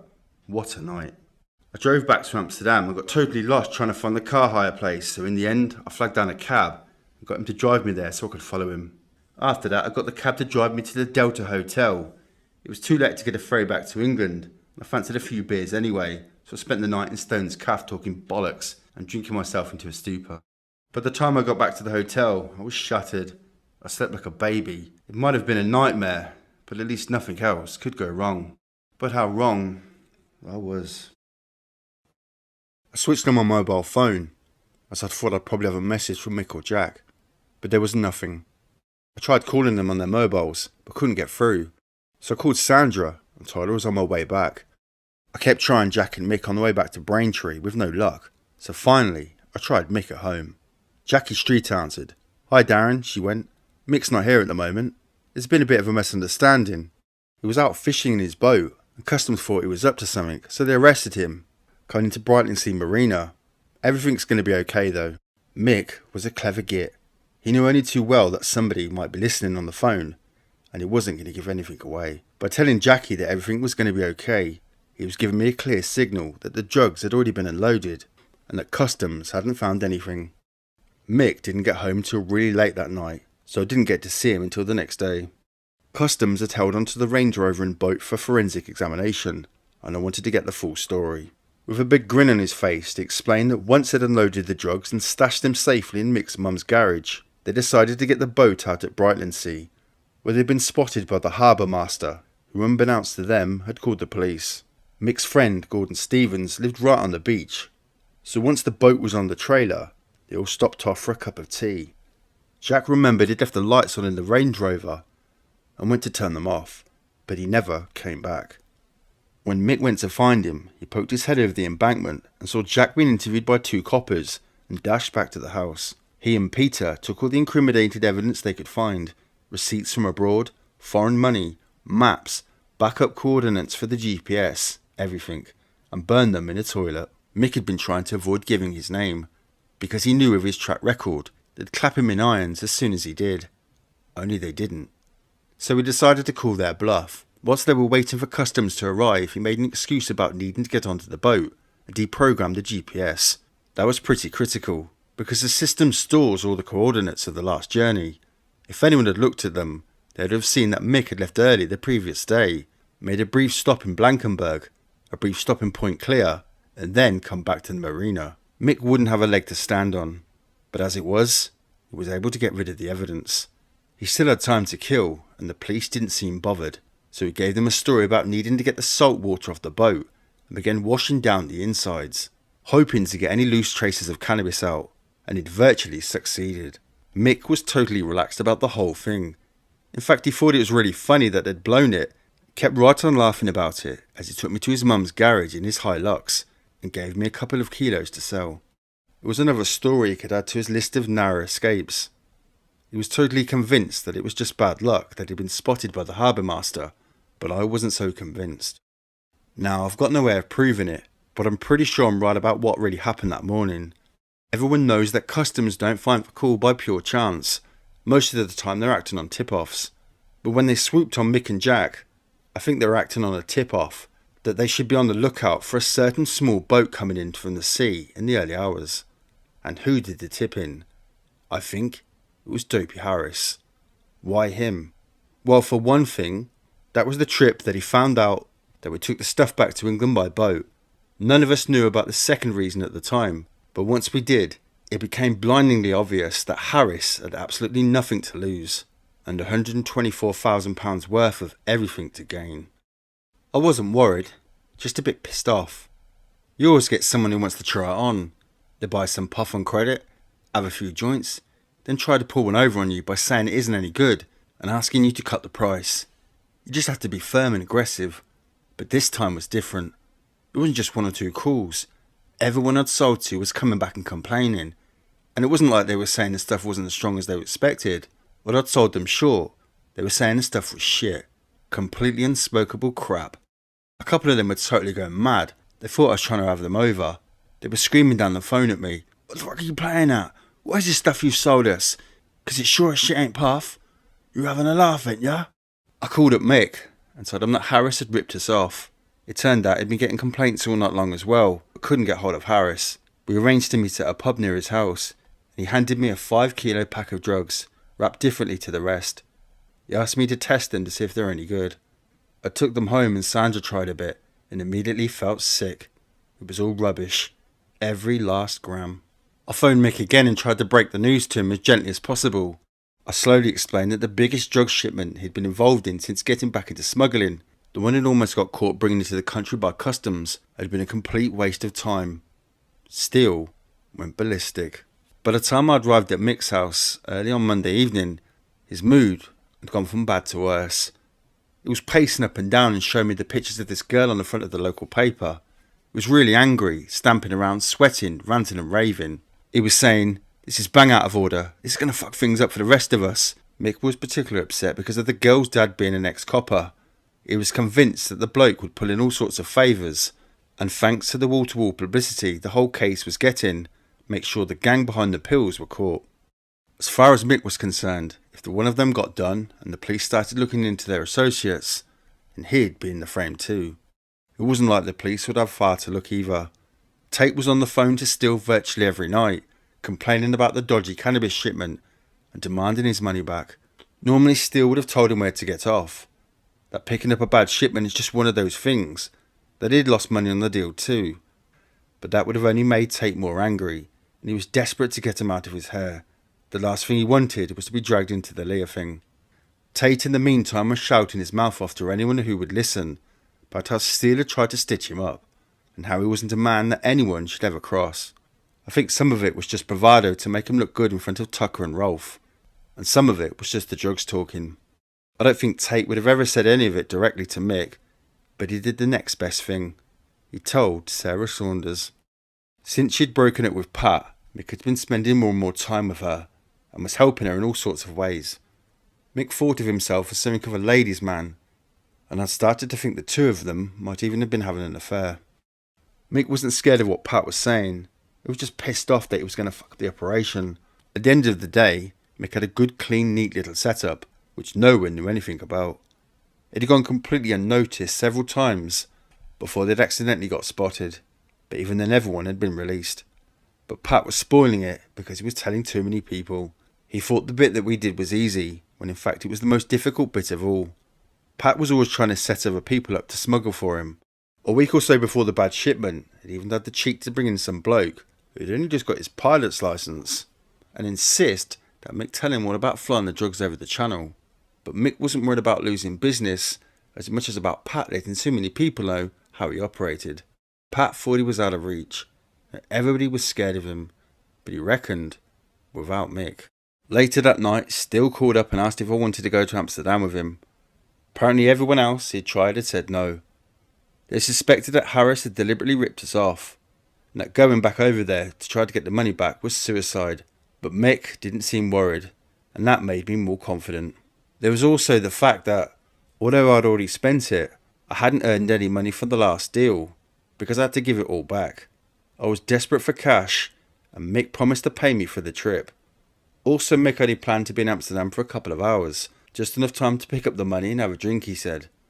He'd done enough to convince me. Okay, Mick, count me in.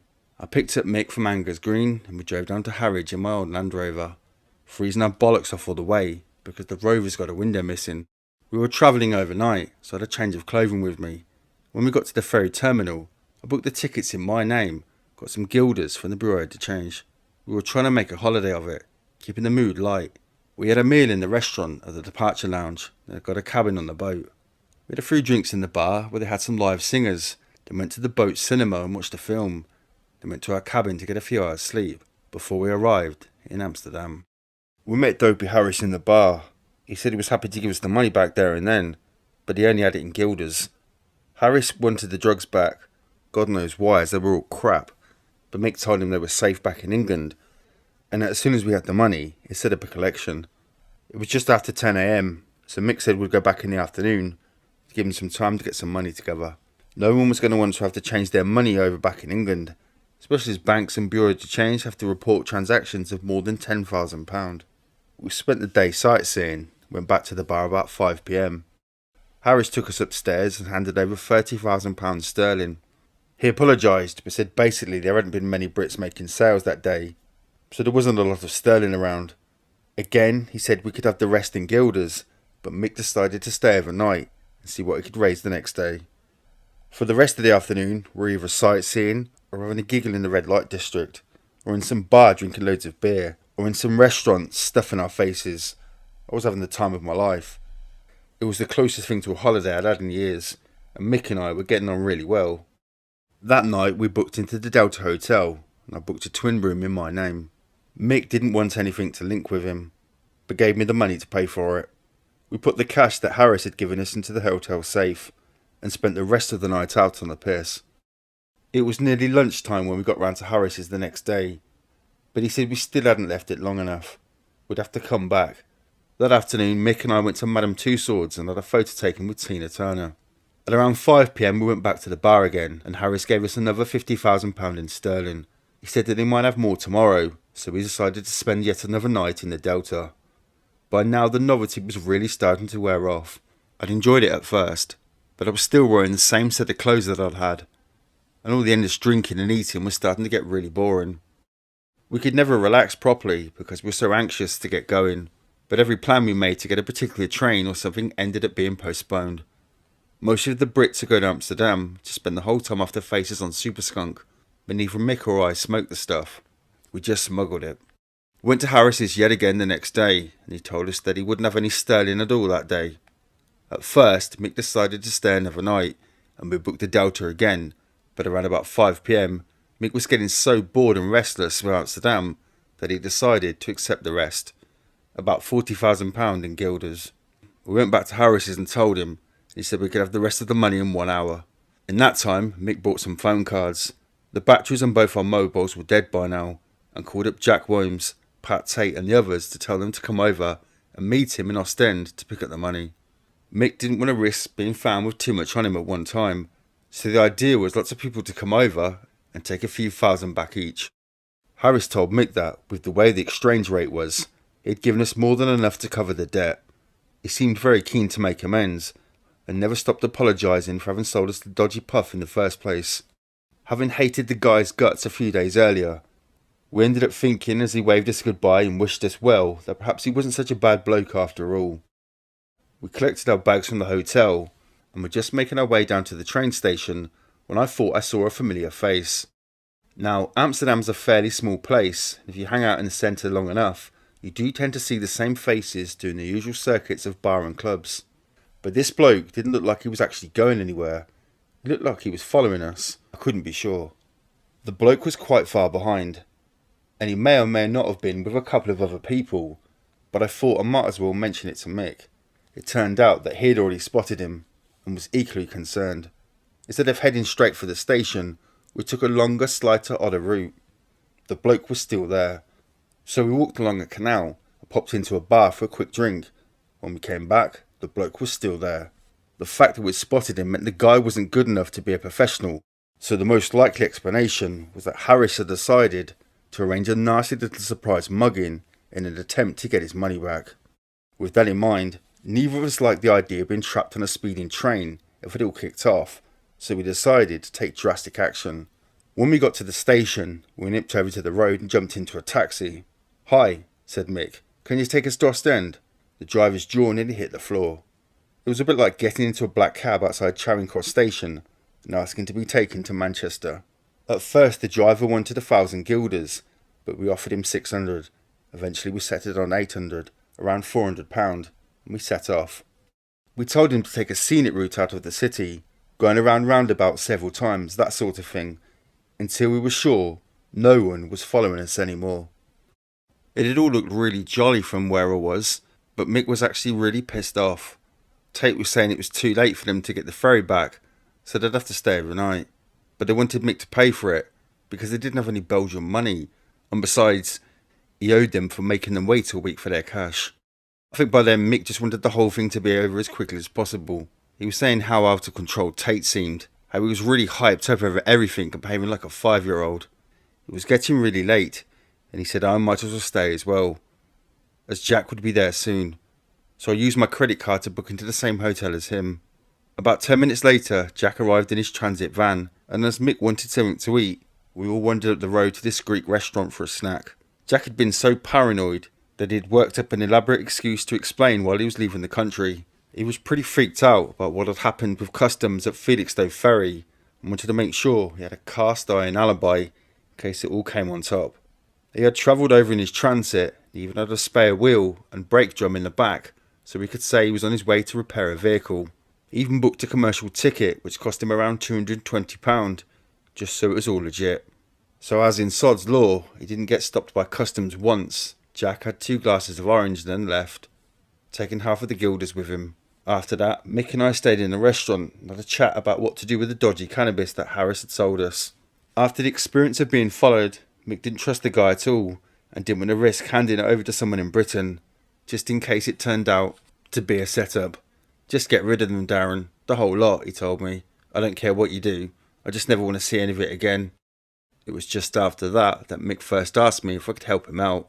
I don't remember anything about what I was doing, who I was with, where I was, or even the time of day. The only thing I remember was the question, can you get me a gun? We'd only been back from Amsterdam a few days, and Mick was saying that any sort would do, a handgun or a shotgun. I had a friend, Roy, who had an illegal shotgun, which he used for shooting rabbits, so I told Mick I'd ask him. Roy had sold his gun, but he told me to ask a couple of people and see what we could come up with. Over the next week, Mick called me virtually every single day to find out how I was getting on. I told him I wasn't having much luck, but he told me to keep on trying. I know it sounds stupid, but I didn't bother to ask Mick what he wanted it for.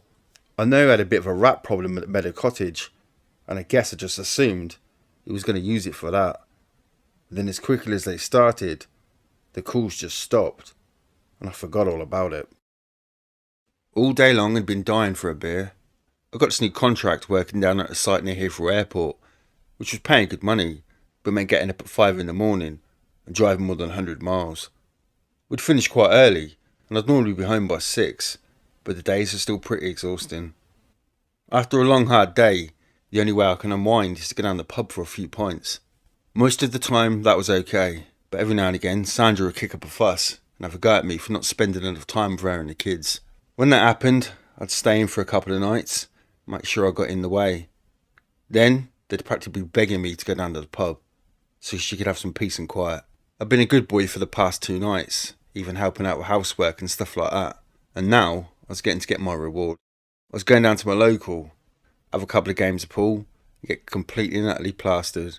At around 2 PM, just as I was finishing for the day, Mick called me up on my mobile and asked me to meet him at Mark's Tate as soon as possible. It was a place we'd met up a few times, because basically it's roughly halfway between our 2 houses, but it made a detour on my way home, and therefore a delay in me getting the beers in. Mick didn't say why he wanted to meet, so I assumed it was something to do with drugs. Either another run he wanted me to go on, or some new stock he wanted me to sell. I was really tempted to say I couldn't make it, but I didn't want to let him down. I'd been doing a lot of work on his house during the evenings at the weekends. I didn't want to risk losing the extra income. At first, I said I'd meet him about 4 PM, then I changed it to 5 PM, because that way I knew I'd have time for a couple of quick beers on the way. It'd really give me a taste for it, but I hadn't had anywhere near enough. I'd only teased my taste buds. As I parked up, I started hoping that whatever it was that Mick wanted, it wouldn't take too long, so I could get home and get on with some serious drinking. After a few minutes, I saw a familiar red Hilux pull up, and I went over and got in the passenger side. Mick started telling me that him and Pat had finally sorted their differences out, and he was planning to meet him that evening. Apparently a plane with a motherload of cocaine was going to be landing in some field, and they were going to meet it for some kind of deal. Sounds good, I said. So what do you want me to do? Mick explained that my role was to drive Jack down to the meeting place, and then pick the 2 of them up afterwards. I want Pat to think that I'm meeting him on my own, he told me. Now, this is the point in the story where people start saying to me, didn't you think it was all a bit odd? Weren't there alarm bells ringing in your head? The answer was, I'm afraid to say no. As far as I'm concerned, there was a cocaine deal going down between Pat and Mick. I knew by now Pat was a bit of a loose cannon, especially after the pizza incident, and was not averse to ripping people off, even his friends. Now, it was unlikely he'd try anything with Mick, but if it was me, I would have played it the same way. Rather than going to meet him with some money, I'd have had someone holding it nearby just to make sure it wasn't a trap. I didn't see anything wrong with it at all. As Mick and I were talking, Jack pulled up behind in his tatty old VW Passat that I'd actually sold to Mick a couple of weeks earlier. Jack came up to say a quick hello, then we all set off towards the halfway house pub. Me and Mick in the Hilux, and Jack following behind. On the way, Mick explained that when we got a bit nearer, we would pull over so I could get in the Passat with Jack. Mick didn't want us to be seen, otherwise Tate would realise he had company. Once I was in the other car, Jack would tell me exactly what to do. Just before we got to the pub, we stopped in the entrance to the country park and Mick told me to get in the Passat with Jack, who turned the car around, then produced a set of false number plates with double-sided sticky tape on them. He tried to stick them over the existing plates, but it was too damp and wet, so eventually he gave up. I got into the driver's seat and told him to head to the halfway house and wait close to the exit of the car park. From where we were, we had a clear view of the car park entrance, and we could see all the cars coming in. We also could see Mick's Hilux, parked over the other side of the pub, but no signs of Mick. "What are we waiting for?" I asked Jack. There was no reply. It was pretty cold, so I kept the engine running to stop the windows steaming up and stop us freezing, but I knew a better way of staying warm. "Hey," I said, "while we're waiting, let's go in the pub and have a couple of beers." Jack slowly turned his head and looked at me. "No," he said firmly. I suppose I wasn't all that surprised. Jack wasn't just teetotal, he was some kind of freak. All he ever drank was water and orange juice. He didn't touch anything fizzy, and he wouldn't even go near tea or coffee. His only vice was chocolate. He ate Galaxy bars like they were going out of fashion. All of a sudden Jack said, "Right, off we go." As I pulled away, I looked towards the car park entrance and saw a dark blue coloured Range Rover coming in. I couldn't see who was inside, but I assumed it was Pat's car. We set off down the A130, and Jack said he was going to show me where to drop him off and pick him up, and that I was to leave him there and come back when he rang me as soon as they had completed the deal. I drove over to the Rettendon turnpike, still on the A130 towards Chelmsford. I went up the hill towards Rettendon village and was bombing down the other side when Jack told me to slow down, as we would be soon doing a right turn. He pointed out to this tiny little lane ahead and told me to turn into it and turn the car around immediately. I did as I was told and watched as Jack got out of the car and took some stuff off the back seat. He took a coat, a prison junkie jacket, with the plastic bit on the back cut off, and a big canvas sausage bag. As Jack was walking away, I asked him if I had time for a quick beer when he was gone. "What are you? Some kind of alcoholic? We won't be long. Just fuck off and wait. And when you come back, turn around straight away again, so we can head off straight away." And then he vanished into the darkness.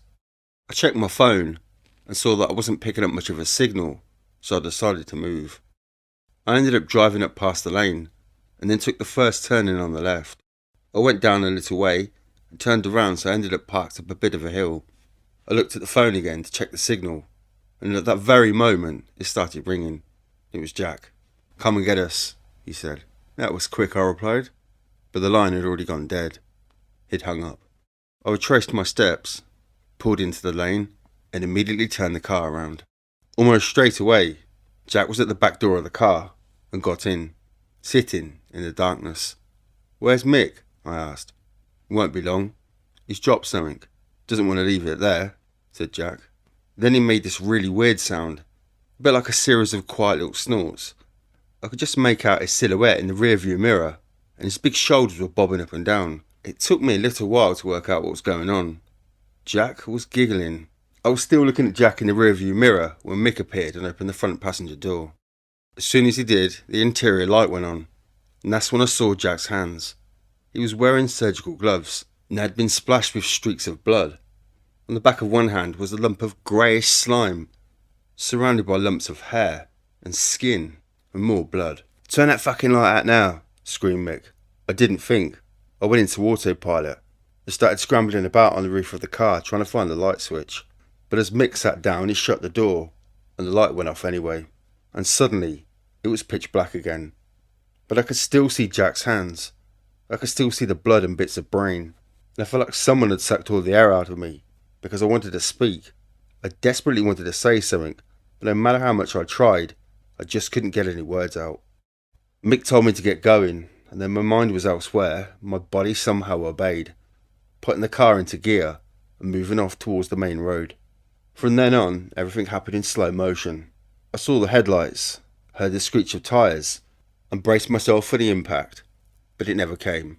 Mick had grabbed the steering wheel at the last moment and wrenched it to one side, avoiding a crash by just a few inches.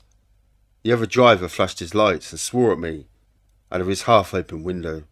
I just pulled out onto the main road without looking, but I honestly didn't know where I was or what I was doing. I just sat there like a zombie. "For fuck's sake, Darren, drive carefully," said Mick. "What are you trying to do, kill us all?"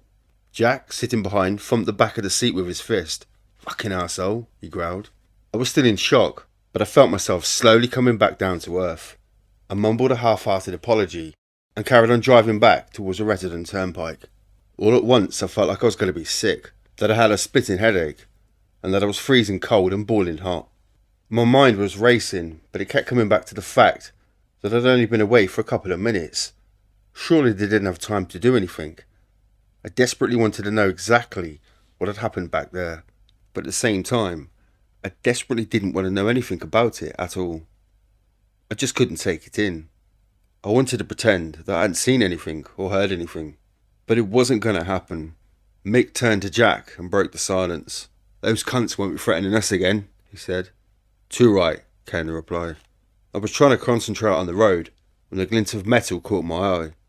I chanced a sideways glance and saw that Mick was passing Jack the barrels of a sawn-off shotgun, followed by the stock and the trigger mechanism. And then it got worse.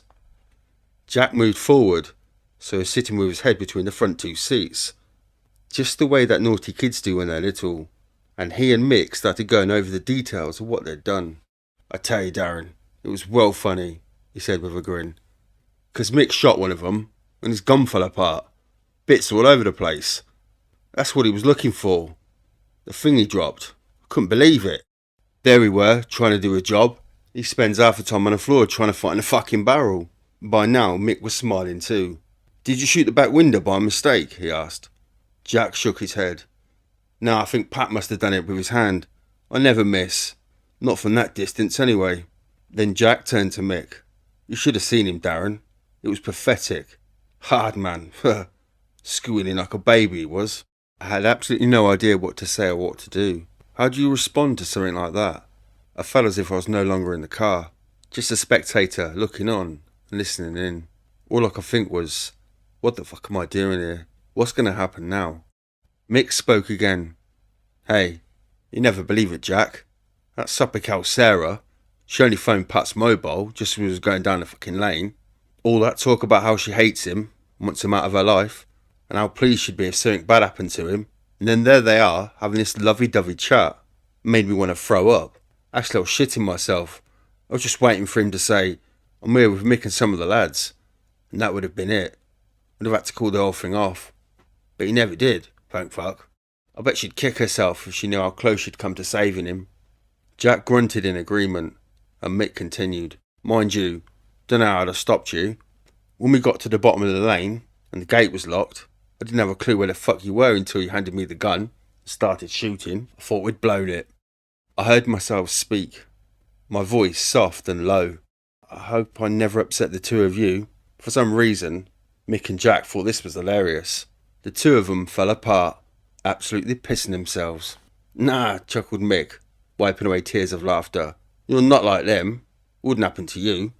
Although I knew the roads reasonably well, the state I was in meant that Mick and Jack had to give me instructions for every turn, like I was some learner driver. Left at the swimming pool shop, left at the first set of traffic lights, down at the bottom, second on the right, into the car park of the Hungry Horse pub. I spotted Mick's Toyota Hilux pick up in a corner and pulled up the Passat alongside. It was only when I tried to stand up that I realised how much I was shaking. Jack and Mick jumped out and started changing their clothes. They were still really animated, talking quickly, but I was no longer listening to what they were saying. It was then that I noticed for the first time that they were wearing identical outfits, dark green boiler suits, Wellington boots, and surgical rubber gloves, all of which were stuffed into a couple of bin liners and placed in the back of the truck. As I stood watching them, I tried to throw up, but nothing came out. Jack took the Passat and drove off, while Mick got into the Hilux and waved me into the passenger seat. Then we set off for Mark's Tate, while my own car was waiting. As soon as Jack had gone, Mick's mood changed. He was quieter, more thoughtful. He was obviously going over the evening's event in his mind. And then after a few minutes of silence, he suddenly said, "Jack's a cold-hearted bastard." "What do you mean?" I asked. The second I got out of the Range Rover, he leaned in with the pump action and shot the three of them. Boom, boom, boom. Just like that. Like it was nothing to worry about. He was just so detached. So emotionless. It was like he was serving up chips or something. I mean, he could have been doing anything. But we had to do it together, you see. That way one of us could never give evidence against the other. We'd both be equally guilty. That was the deal. I said nothing. All day long I'd been dying for a beer. But now all I could think about was drinking half a bottle of whiskey to blot everything out. I suggested we both went for a drink or three. At first, Mick agreed. But by the time we got to Mark's Tate, he'd changed his mind and said it would be best if we went straight home. I knew my wife and kids were expecting me, but I just couldn't face them. Pulled out my mobile and phoned my mate Rick. Told him I'd be having a shitty day and asked him to meet me down the pub. He stayed for a couple and we talked about any old bollocks, but then he had to go home to his girlfriend. In the end, I just stayed there on my own, sitting in a corner and drinking myself into an absolute stupor. I was just about to get in the bath when I heard the bell go. Almost jumped out of my skin. Since the murders, I've been convinced the old Bill were going to be around at any time. When I opened up, I saw that it was Matty, this young gypsy bloke who I'd seen around town. It was a real relief. But not for long. "Someone told me you're looking to buy a shotgun," he said. "I've got one in my van." This was fucking tricky. You have to remember that at the time, every single newspaper, every magazine, every TV bulletin and radio broadcast is about these three local blokes who've been brutally murdered, blasted in their car by some bloke with a shotgun.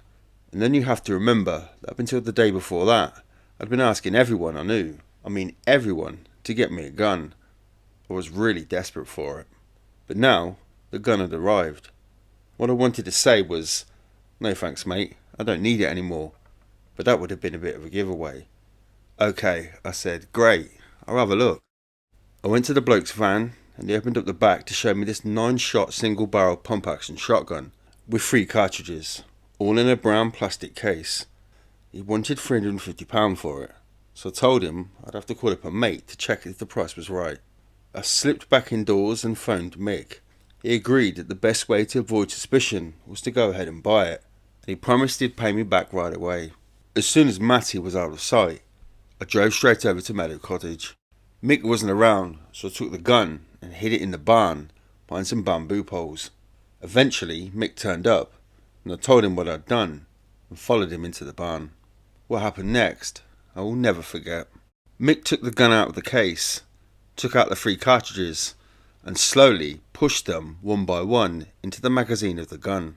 Then he started playing around with it, tossing it from one hand to another to test its weight and balance. The gun was spinning all over the place, but every now and again it ended up pointing directly at my head. And all the time I was standing there thinking, how did I let myself get into such a stupid situation? Eventually, Mick unloaded the gun, put it back into his case. It was only when I got back into my van to drive home, I couldn't get the key into the ignition, that my hands were shaking so much that I realised just how scared I'd been. I'm sitting alone on the sofa in my living room, watching some crappy TV show, when I hear a car pull up outside. At first I think it's my neighbours getting back from work, but as I listen, I realise that the footsteps on the gravel are making their way towards my front door. I sit there, waiting for the sound of the bell, but it never comes. Instead, there's this horrible racket, this crashing, tearing sound of wood splitting and glass shattering, the kicking the door down, smashing their way in. Before I've had a chance to react, I hear them running through the house, knocking stuff over, throwing things against the wall, and screaming out my name over and over again. I want to run away, to hide, anything, but I'm frozen to the spot with fear. And the noise and the stamping and the screaming goes on and gets louder and louder, until finally the door to the front door bursts open, and Mick and Jack are standing there, and their faces are both covered in streaks of blood, and they have shotguns in their hands. As they see me, they start laughing harder and harder. Then they raise their guns so they're level with my head, and I see their fingers tighten on the triggers, and then there's this blinding flash, and then I wake up. It was more than a month after the murders, but the nightmares were still as vivid as ever. So bad that I was almost afraid to go to sleep at night. For obvious reasons, I'd been doing my level best to avoid Mick and Jack. I'd stopped selling drugs, I'd been working all hours to keep myself occupied, and basically stayed away from places where I knew they might go. Mick, clever git, sent over some really expensive Christmas presents for my kids, and invited me and my wife over for lunch. Short of telling Sandra the truth, something I just couldn't do, there was no way to explain to her why I didn't want to go. She was always into being polite and proper. If someone did something nice to you, it was only right to go and thank them. I'll never forget the day. The kids were running around in Mickey's garden, chasing after rabbits, and having the time of their lives. Sandra was having a good old smoking and drinking session with Jackie Street. Mick was pissing about with his new toy, a radio-controlled plane, and I was standing around like a prat, stone cold sober, desperate to be anywhere but there. After that, I didn't see Mick again until the new year. He'd ring me up every now and again, and then ask me to do some electrical work or some other building work at his house. And like some spineless dog, I'd always say yes. I felt pretty shit every time, but the truth is, I just didn't know what else to do. In my mind, I was as guilty of the murder as anyone else. If it ever came on top, all it would take would be for one of them to say that I knew all about it, and agree to drop them off and pick them up afterwards, and that would be it. I'd be doing life right alongside them. But the more I saw Mick after the murders, the less I believed that he would ever stitch me up like that. He wasn't the same person anymore. Whenever we were alone together, he'd start trying to justify the killings to me. He'd start off by saying how all three of them were scum, and that he'd done the world a favour. Then he'd talk about the facts that even Sarah Saunders, even though she'd lost the father of her kid, was much happier now that Pat was dead. He told me that when the police had questioned Sarah, they'd asked her if she knew anyone who might want Pat dead. She said she didn't. Then they said, well, do you know anyone who might want Pat dead? Because they found out he was informing on them. Mick was also convinced that Pat was a grass, and finally through Sarah, he'd got confirmation. You see, Darren, that's another reason to have killed the guy. Another time, he started talking about how the police were saying they had no idea who was behind the murder. I tell you what, Darren, you could look in the phone book and just pick a name out at random, and I bet you find someone who wanted all three of them dead. No one is going to miss them at all. But it was all talk.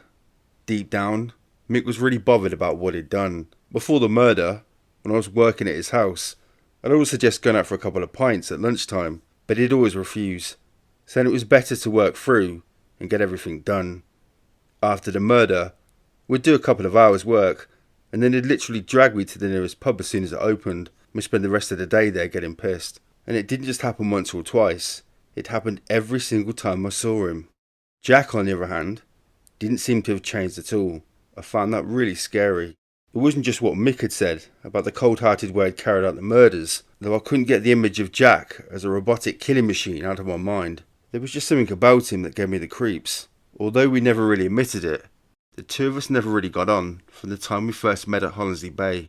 Jack loved Mick to bits and would do absolutely anything for him, but me, he didn't seem to have any time for, and the feeling was completely mutual. We'd had a few laughs over the years, and we were always pretty nice to each other whenever we met, but the truth was, I trusted Jack exactly about as far as I could throw him. Around the middle of February, on one of those days when we should have been working, but went to the pub instead, Mick and I started talking about flying. I don't remember how it started, but we ended up having this friendly argument about how easy it was to navigate from the air. I was saying that it couldn't be that hard, because you'd be able to recognise fields and roads and buildings. Mick was saying it was really difficult, and that I probably couldn't even recognise my own house from the air. I'd never been in any kind of plane in my life, so when Mick started saying, let's put it to the test, why don't you come flying with me next week? I started to get really excited, and then told him I'd love to. Let's agree then, Mick said. You and me, up in a plane next weekend, and we'll see how well you do. I thought it was just a beard talking, but the following weekend, Mick phoned me up and said we'd round for my flying lesson in half an hour. I was at the door within seconds of the bell ringing, and when I tugged it open, there was Mick, and there was Jack, standing right beside him, Ready for your flying lesson? Asked Mick. I looked at the two of them again. Is Jack coming as well then? I said. Mick looked over at Jack, then back at me. Don't worry, he said. He can sit in the back. Silence. And then I took a deep breath. Actually, I can't today after all. I forgot that I promised Sandra I'd take the kids out to the pictures. They were almost ready to leave. Maybe some other time? As they walked away, I don't mind telling you that I was absolutely shitting myself. Maybe I was just being paranoid. Maybe it would have just been fine. When I told Sandra about it, she said I was stupid, knowing how much I'd always wanted to go flying. But the fact was that Jack had turned up really scared me. Up until then, Mick and Jack had only used me because of my skill as an electrician, or to move drugs for them. Going flying would have been the first time ever that they wanted to do something with me purely for pleasure, and that just didn't feel right. I was pretty sure the only lesson I would have got was in free-fall parachute jumping, without the parachute. After that, my relationship with Mick started to get more and more strained, and by the beginning of March, any change in his personality seemed to have faded away completely. I was still working for him, doing up his house and stuff, but he never had time to take me to the pub anymore. Sometimes, he'd even forget to pay me. I knew he was planning to start smuggling again, having hooked up with some bloke called Russell, and I was getting more and more tense waiting for him to call me and ask me to join in. I'd already made up my mind that I was never ever going to do it again, and now I had the perfect excuse. My 1-year passport had run out, but I was still worried about how he'd react. The day I told him about it, there was this long awkward silence on the other end of the phone. Eventually, Mick just said, "Okay," and put the phone down. Instantly, I felt like this huge weight had been lifted off my shoulders. The work on the bungalow was finished, and I was able to go abroad, and I no longer had any real use as far as Mick was concerned. He dropped me like a stone, and I was more happy for him to let me go. I felt like this was going to be the end of it. Then, out of the blue, something happened which completely turned my life around. Suddenly, I was desperate to spend as much time with Mick as possible. Not only that, but I also wanted to return to the drug business. I wanted Mick to sell me all the puff he could get his hands on. The first time he spoke to me, I almost cacked my pants. I was in the Sailing Oak pub having a quick drink, and I thought I felt someone tap me on my shoulder. I was going to ignore it, when I heard a voice say, "I know you're a drug dealer." In the instant it took me before I turned around, all kind of things were going through my head. I was wondering if the person was definitely talking to me, whether anyone else had heard. Most of all though, I was wondering who the fuck it might be. I was really hoping that it might be one of my old customers, or some old friend with a big mouth, someone stupid, someone I could just tell to piss off. And then I turned around, and I saw Detective Constable Jim standing next to me, with a big smirk on his face. There and then, I wanted the ground to open up and swallow me whole. Anywhere but there was where I wanted to be. This was really bad. Really bad news. I'd never spoken to Jim, but I knew who he was because I'd passed across twice before. The first time was in the same pub, about a month or so before the murders, when someone pointed him out as a copper who had lent his car, an XR3i, to 3 of his mates who were going out on a pub crawl. They'd written it off. Naturally, one of them ended up in intensive care. We were all talking about it in the pub, and I said something like, "Now, not much of a detective, is he? If we couldn't see that one coming, is he?" Jim was standing right next to me at the time, but he never said anything. He just looked really pissed off and a bit embarrassed. The second time was outside the Sailing Oak, just after Christmas, when I saw him unloading a load of bottles of spirits in the back of his car and taking them into the pub. I remember asking someone later what he was up to, and they said that the landlord was a mate of his, and Jim had managed to sort him out some cheap booze from one of the police auctions. So there I was, in the pub with this copper, and he was looking at me straight in the eye and accusing me of being a drug dealer. And I was desperately trying to think of something to say when he started up again. "I suppose you're going to deny it," he said. "Everyone always denies it." Double fuck. He'd taken the words right out of my mouth, but I thought I might as well say it anyway. "I don't know what you're talking about," I said. "All that was a long time ago. You're out of date, mate." And then I walked off. 2 days later, Jim phoned me up on my mobile, having got the number from my boss, who it turned out was a mate of his. "I'm only telling you this because you're a friend of Dave," he said. "You're about to get spun. The drug squad is planning a raid on your place because they reckon you've got a load of gear stashed away." I just laughed. I didn't think the drug squad were that slow. "I've told you, mate, that's all in the past." He didn't care. "I'm telling you, Darren, you're going to get spun this week, any day now. There's a note here on the office wall, I'm looking at it right now. I tell you what though, if you're telling me the truth and you've not got it anymore, well I might be able to stop it. I'll have a word with some people, see what I can do. A few days after that, Jim phoned me up again. See, I stopped it from happening. You didn't get spun after all. I think we should meet up because you owe me a beer. Even I could see right through this one. It had to be just about the oldest trick in the book. Okay, this bloke was a copper and obviously knew quite a bit about me, but I was pretty certain that I was never about to get spun. He just made the old thing up to get me to believe I owed him, and now he wanted me to meet up so we could call in the favour. It crossed my mind that it might be some kind of ploy the police were using to try to find out about the Rettendon murders, but the more I thought about it, the less likely it seemed. I'd been reading the papers and watching stuff on the TV, and it seemed pretty clear from what the police were saying that they didn't have a clue who was responsible for the killings. The list of suspects who might have had a grudge against Tate and the others seemed to stretch all the way to the west coast. They'd even interviewed the parents of Leah Betts. The only way they would get onto me would be through Mick or Jack, and I knew neither of them had been picked up, so I had to be in the clear. In the end, I was so intrigued by the whole thing, I decided to let my curiosity get the better of me and meet up with Jim after all. As it happens, it wasn't at all what I expected a cop to be like. But then again, I'd never been friends with a policeman in my entire life. We had a few drinks and a bit of a laugh, and I found I was really enjoying myself in a funny sort of way. We had quite a lot in common. But as he told me more than once, as the beers started to disappear, he had an excellent arrest rate. It turned out that Jim was a bit of a maverick who was always getting into trouble with his bosses for not doing things quite by the book, and was basically one of the most successful detectives in the whole of Essex. I needed to make sure there would be no comeback on me, but Jim was going on about how good he was at protecting his contacts. I still wanted to put it to the test though. After a few meetings, including one where Jim had invited me round to his house, I started to feel more comfortable with him. It was almost like he was a friend who just happened to work for the police rather than anything else. But he was never completely off duty. His priority was always getting information from me. Every now and again, he'd mention the name of some local tow rag and ask if I knew anything about what he was up to.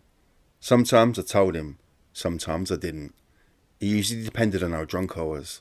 I was starting to trust him more and more, and basically confessed that during my drug smuggling days, which were long over, I'd been involved with a sizable load of duff cannabis, which I'd ended up chucking away.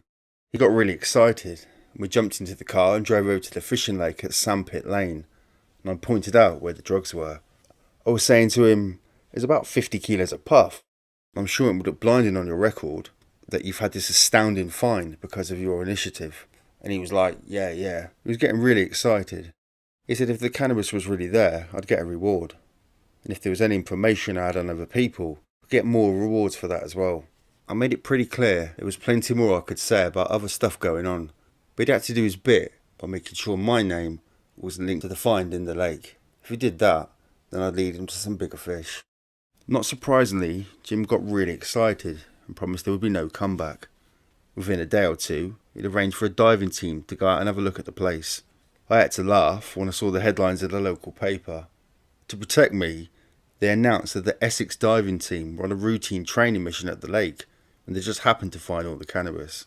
Jim also told me, as each and every bar was pulled out of the water, he wiped it down to ensure my fingerprints would never be found. The papers put the street value at something like 100,000, which was a bit mad considering it was all cack, and the reason we chucked it away was because we couldn't even give it away. When the news broke about the find, Mick was straight on the phone. I actually hadn't told him what I'd done with the cannabis. After all, he just told me to get rid of it. I don't think he cared, as long as he didn't have to look after it anymore. But he called up and said, "Is that ours? Did you dump it in the sandpit?" Mick was most worried about whether they'd find his fingerprints on the puff. I calmly told him not to worry, that I'd wiped down every bar before I chucked it in. "Great, nice one, Darren," he said, and then he was gone again. Jim seemed to be keeping up with his end of the bargain. I began to realise there was a pretty good chance of the rest of my plan working out. The very next day, Mick called me again and asked if I could pop round as he might have something for me. He was talking about drugs, of course. It was all going like clockwork. The future was looking rosy. When it came to collecting the reward, Jim told me I'd have to become a registered informant and meet his governor. If I wanted to stay anonymous, it would also mean coming up with a plausible story about how I knew the cannabis was in the lake. Jim suggested I say I'd overheard a conversation in a pub with a couple of dealers talk about having hidden some dope there. The final step was to come up with a code, one that didn't relate to any other villain or any other real person that either of us knew. It's not as easy as you think, and after what seemed like hours of stupid or useless suggestions, we settled on Ken Rugby, because Jim's son was in the school rugby team, and Ken was the name of his instructor. Using a false name was always a way of protecting me. Along with our cover story, it meant the top cop brass didn't need to know anything about me or my personal drug connections. I met Jim's governor in the car park of the Dolphin pub and told him about the made-up story. He said brilliant, and counted me out £400 in £10 notes. I signed for the money as Ken Rugby and waved goodbye as he left. As soon as he was out of sight, Jim held out his hand and said, "Bottle of scotch?" I paused for a second and counted him out £50 from the money I'd been given. It should have been another one of them times when warning bells were ringing in my head, but I just didn't see it. I mean, we spent ages making up this totally false story so that I could get the money in the first place. I wouldn't have got any of it without him, so sharing the wealth seemed a decent thing to do.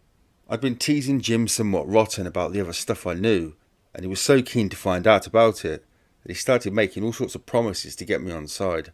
I'd mentioned to him I was really interested in getting a burger van in the area, because you can make some really good money from them. My bank had already agreed to give me the loan, but the hard part was getting the license. Without it, you just get moved on every couple of hours and spend all your time paying fines. Jim said he had a friend at the council, and that if I helped him out, he'd make sure I got my licence. It was almost too good to be true. I was going to get rid of Mick and Jack. I wasn't going to get into trouble myself, and I was going to be able to set up my own business. There was no room for doubt. Meeting Jim had to be the best thing that had ever happened to me. It had happened more than 2 years earlier, but I still hadn't forgiven Alan Richards. It was one of those Christmas parties where everyone was drinking too much and I wasn't going to be left behind. But after a couple of hours, I started to feel really ill and decided to go home early. Maybe it was something I ate. Sandra was having a good time. Richards, who I knew fairly well because he used to go out with one of Sandra's sisters, said he'd drop her home for me. When the time came, Sandra got in Richard's car and off they went. Only he didn't take her to our place. He took her to his place, which was in the middle of nowhere. And once they got there, he started going on about how he was too drunk to drive and I should have to stay the night. She tried calling me, but I was too far gone to hear the phone, so she had to sleep, fully clothed, on his sofa. Richards tried it on a couple of times, but obviously didn't get anywhere. Even though nothing happened, Sandra knew I'd be really pissed off about the whole thing, and she was right. Although we'd been sort of friends, I didn't have a lot of time for Richards, even before the thing with Sandra. He worked as a car sprayer, and he used to hire someone to go out and put key scratches down the side of every nice car in his neighbourhood, just to generate business for himself. So I always thought he was a bit of a scumbag. I finally ran into him a couple of days later, and I wanted to tear his head off, but he started crying like a little baby and saying, "Please don't hit me," and all that. His excuse for that night was a classic. He was so drunk that he forgot that she was in the car with him, and he'd just driven home. I walked away. Ever since then, whenever our paths have crossed, he would try to clear the air and offer to buy me endless drinks. Me, being the well-adjusted, sensible adult that I am, would mercilessly rip the piss out of him at every opportunity, winding him up and showing him up in front of everyone. Richards happened to be a friend of Jim. In fact, he was the man who had borrowed the XR3i and written it off. On this particular night, Jim was in the pub, actually sitting next to Richards, while I took the piss out of him. Richards was getting more and more upset, not just because of what I was saying, but also because he considered Jim to be a really good friend of his. But rather than standing up for him, Jim was just giggling to himself. Richards finally had enough and stood up and said the two of us should go and talk outside. I was getting really into it by then, really enjoying the wind-up, so I pretended I misunderstood what he'd said. I was going, "Fucking great idea, you and me outside right now, come on in, let's go get it on." Richards was horrified and sat back down immediately, saying, "No, not like that." But as he sat down, His chair collapsed. He ended up rolling around on the floor. Everyone in the pub started laughing at this point, and Richards sulked off with some excuse about needing to use the toilet, while I started trying to put his chair back together. It was like a jigsaw puzzle, and I was bashing bits with my hand and all sorts, when the landlord saw me, came over and accused me of trying to smash the place up. He went mad. His first words were, "People like you," and then he started going on about how thugs were putting him out of business, and how important it was to respect people's property.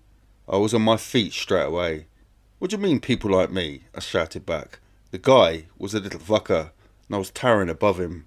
I threw the bits of the chair back on the floor, and told him to poke it up his arse, because I hadn't done anything wrong. As I walked away, Jim and the others explained to the landlord what had happened, and he came running over to apologise, and promised me drinks on the house for the rest of the night. But I was still fuming, so I went out into the car park to calm down. Jim came out with me. We started chatting about various dealers around the town, and how to catch them at it. He was telling me that I could trust him completely, because nothing I said would ever be official unless I wanted it to be. So I basically told him Mick was a big-time drug smuggler. In an instant, Jim started to get really excited. He was saying, "You've got to get back in with him. Yeah, get in with him." I was asking how. The only time he ever spoke to me was when I was buying drugs off him. Jim told me to buy drugs off him to find out when the next big shipment was coming in. "But what shall I do with the puff that I buy from Mick?" I asked him. "Sell it, of course." "Fair enough. In fact, if you let me know where you sell it to, I can go around and nick them." "That's a bit strong, innit? You're kidding, ain't ya?" There was a pause. We'd both been drinking heavily. I was a bit fuzzy-headed, but even then, it was obvious that it was completely serious. "Of course I am," he said at last. Somewhere in my head, alarm bells were ringing, but I was so swept up in the idea of Mick being arrested that I just ignored them. The thing is, I had no idea what it actually means to be an informant, how it actually works. On TV it seems to involve nothing but wearing a really bad shirt and hanging around in dodgy pubs and sitting next to cops in their cars and telling them the word on the street. The reality is probably very different, but Jim never sat me down and gave me a lesson or handed me over some police pamphlet of how to be a grass, so I just made it up as I went along. The unwritten rule so far as I saw it was that I was allowed to buy drugs from Mick, sell them on in the usual way, keep any profit that I made for myself, just so long as I always kept Jim informed about what I was doing. No problem. The idea of me stitching up my friends, proper friends that is, not people like Mick, just to make Jim look good, was really bothering me, right out of order. But then the conversation drifted off into some other area. I really can't remember what. By the time we went back inside, Richards had vanished. It didn't matter how many different ways he tried looking at it. The conclusion was always the same. Alan Richards had hardly got any sleep that night. Instead, he went over the events of the evening again and again in his mind. It started when Nicholls had started taking the piss out of him, and Jim hadn't said anything. This just wasn't fair. After all, Richards had given Jim information on the Essex criminal underworld for months now. He thought they'd established a good friendship. Richards had been involved in a wide range of petty criminal activities, and Jim had encouraged him to maintain his contacts so that he'd have more information to pass on to him. What disturbed him most, though, was what he'd witnessed when he came back from the toilet after his chair collapsed. Through the pub window, he'd seen Nicholls and Jim talking in the car park. There was something about the way their lips were moving, the way their eyes were shifting as they spoke. Richards knew. He just knew they were talking about him. Not just talking about him. He felt convinced they were planning to set him up. Early the next morning, sweating profusely and shivering with fear, Alan Richards walked into the police headquarters in Chelmsford. "I'd like to speak to a senior officer. I have some information about one of your officers who has been involved in numerous criminal activities, and I can prove it." Skimming money off the payouts to his informants and falsifying his records was just the tip of the iceberg. Jim was into much worse than that. He took bribes to lose bits of evidence. He lied to those he worked with, turned a blind eye to serious criminal offences. Jim was playing a dangerous game.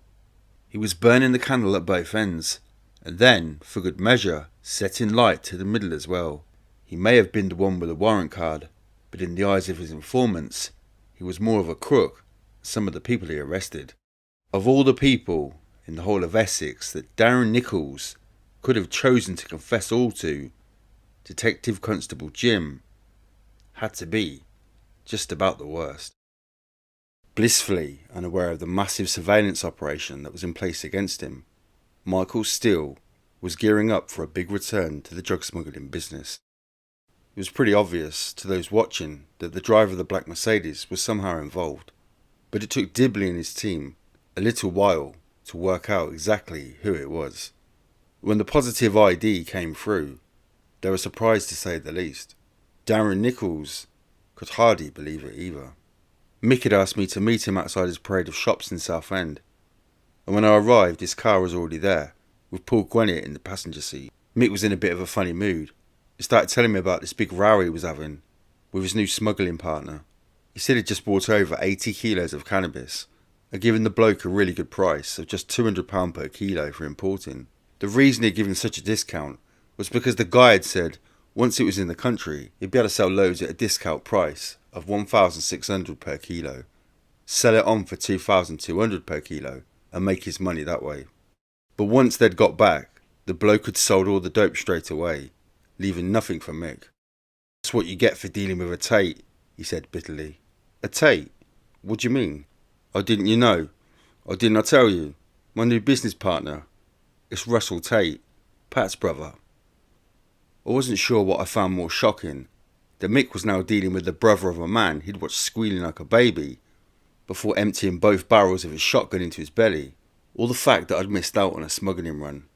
If only I'd known a bit sooner, I could have told Jim. The whole gang would have been arrested, and all my worries would have vanished overnight. Either way, I was just coming out of my shock a few seconds later when I heard Mick saying that he had something for me, which was what he always said to me when he had drugs for me to sell. He put out a plastic bag from the space behind the cab in the truck and walked over to my car. On the way, I asked him if the thing with Russell was going to be regular and reliable. If I was going to get him arrested, I needed as much information as possible. Mick told me they had a totally new way of doing it, which was much better and much more profitable than the one I'd been involved in.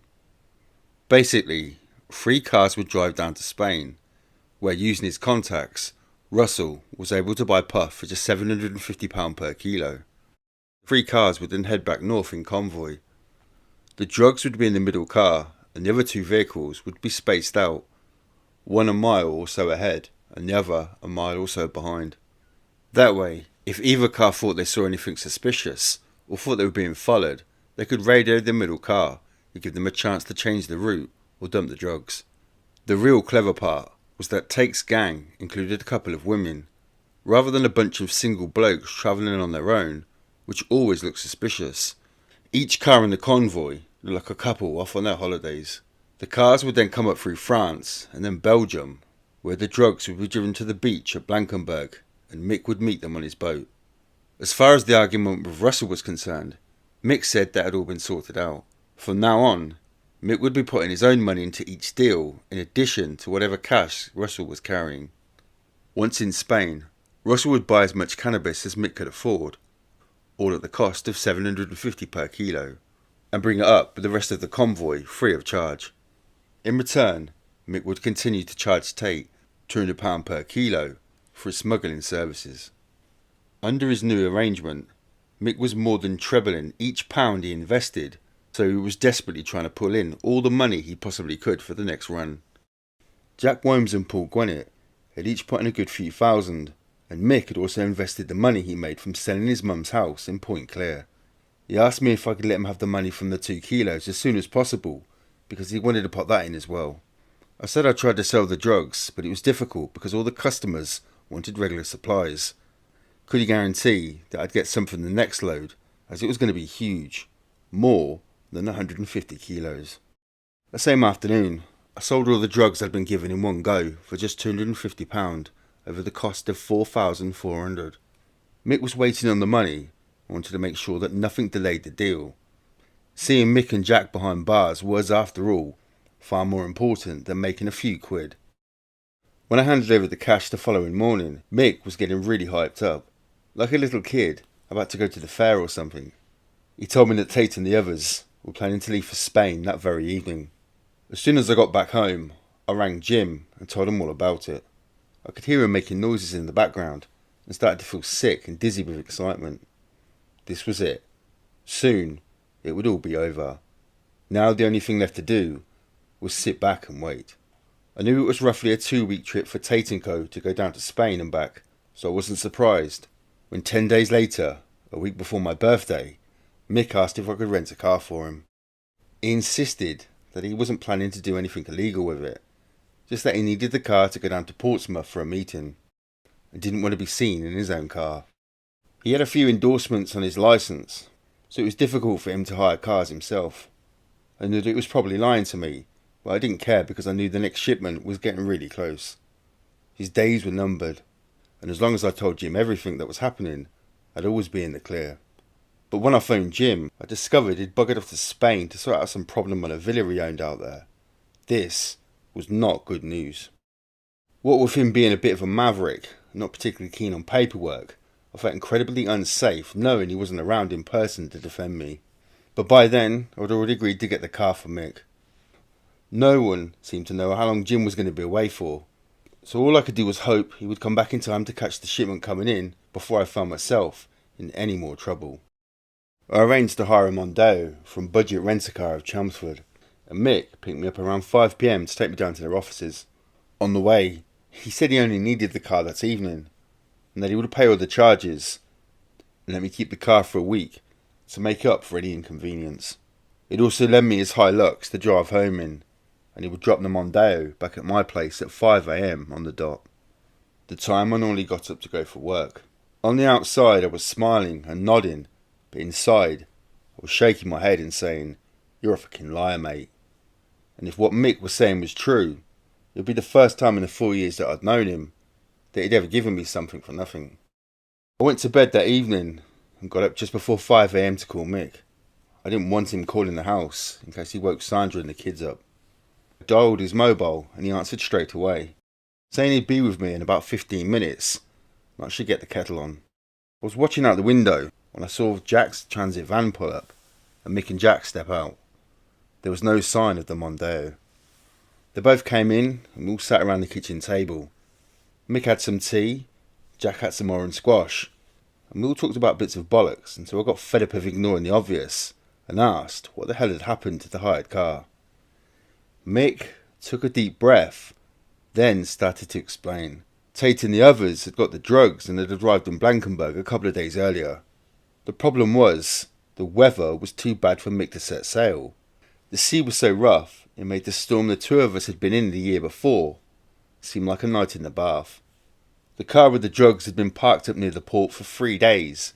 Now Tate was getting increasingly worried that the police would get suspicious. Mick and Jack had driven the Mondeo over so the drugs could be transferred to its boot and buy them a bit more time. They'd also taken Tate's gang some cash because none of them had expected to stay in Belgium for that long and they were starting to run a bit short. As Mick spoke, I just sat there listening. None of it came as a surprise. It was all pretty much as I expected. I didn't care about the car. I just wanted to know when he was setting off on the boat and hoped to God that Jim would be back in time to do his stuff. "When do you think you'll be going over then?" I asked. "Well, the weather is starting to get a bit better. I think tomorrow. But if not then, Sunday night at the latest. You could then get the Mondeo back on Monday afternoon." "Okay, fine. Just let me know when you leave." Sandra and I have always had pretty good sex, even after the kids and all that. But I'd have to say that the biggest orgasm of my life had nothing to do with her. It came late on Saturday night, soon after I answered the telephone and heard Jim's voice telling me that he was back in the country. Yes! Oh God, yes! I couldn't get the words out fast enough. I was speaking so fast that no one could have a clue what I was talking about, and it took a while and several attempts before Jim understood what was happening. I'd spoken to Steele earlier in the day and knew he was planning on setting off that afternoon. He'd be back in the early hours of Monday morning. This was it. This was really it. But then, something incredible happened. Jim said he wasn't going to do anything about it. The thing is, Darren, Each time they go, they're bringing back bigger and bigger shipments, he told me. They invest all the profits they make back into the business. If we let it run, then we'll be able to catch them with a really massive load. And in the meantime, we'll be able to do lots of good work with the drugs that you buy as well. I really didn't like the last bit.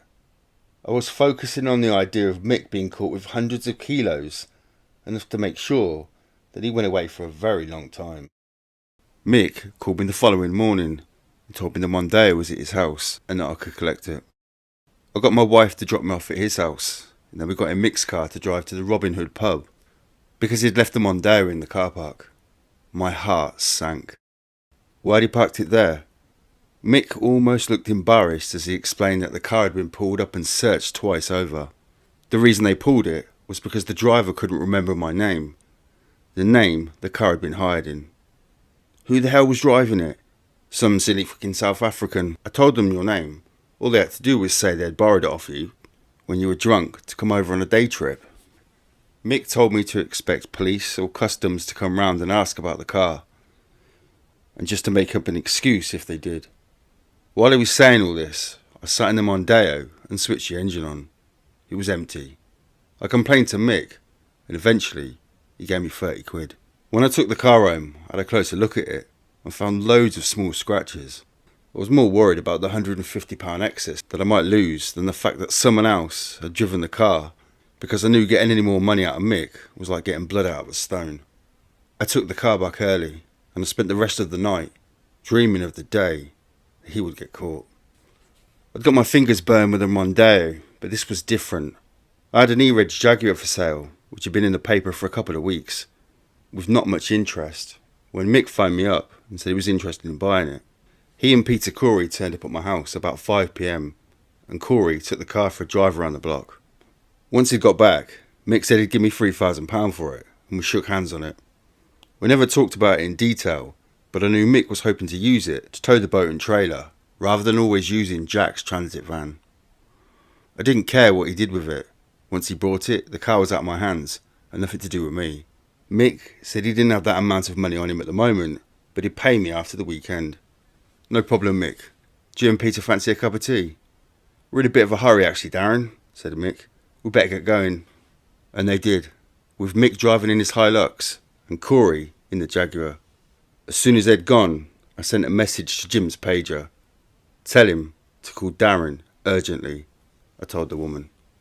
A few minutes later, he called me on my mobile. Transcript of covertly recorded telephone conversations. Source: desk phone of DC Jim. Internal Investigation Bureau. Date: the 9th of the 5th, 1996. Hello? Right? You can save money and ring me at home if you want. Oh, it's the firm's phone.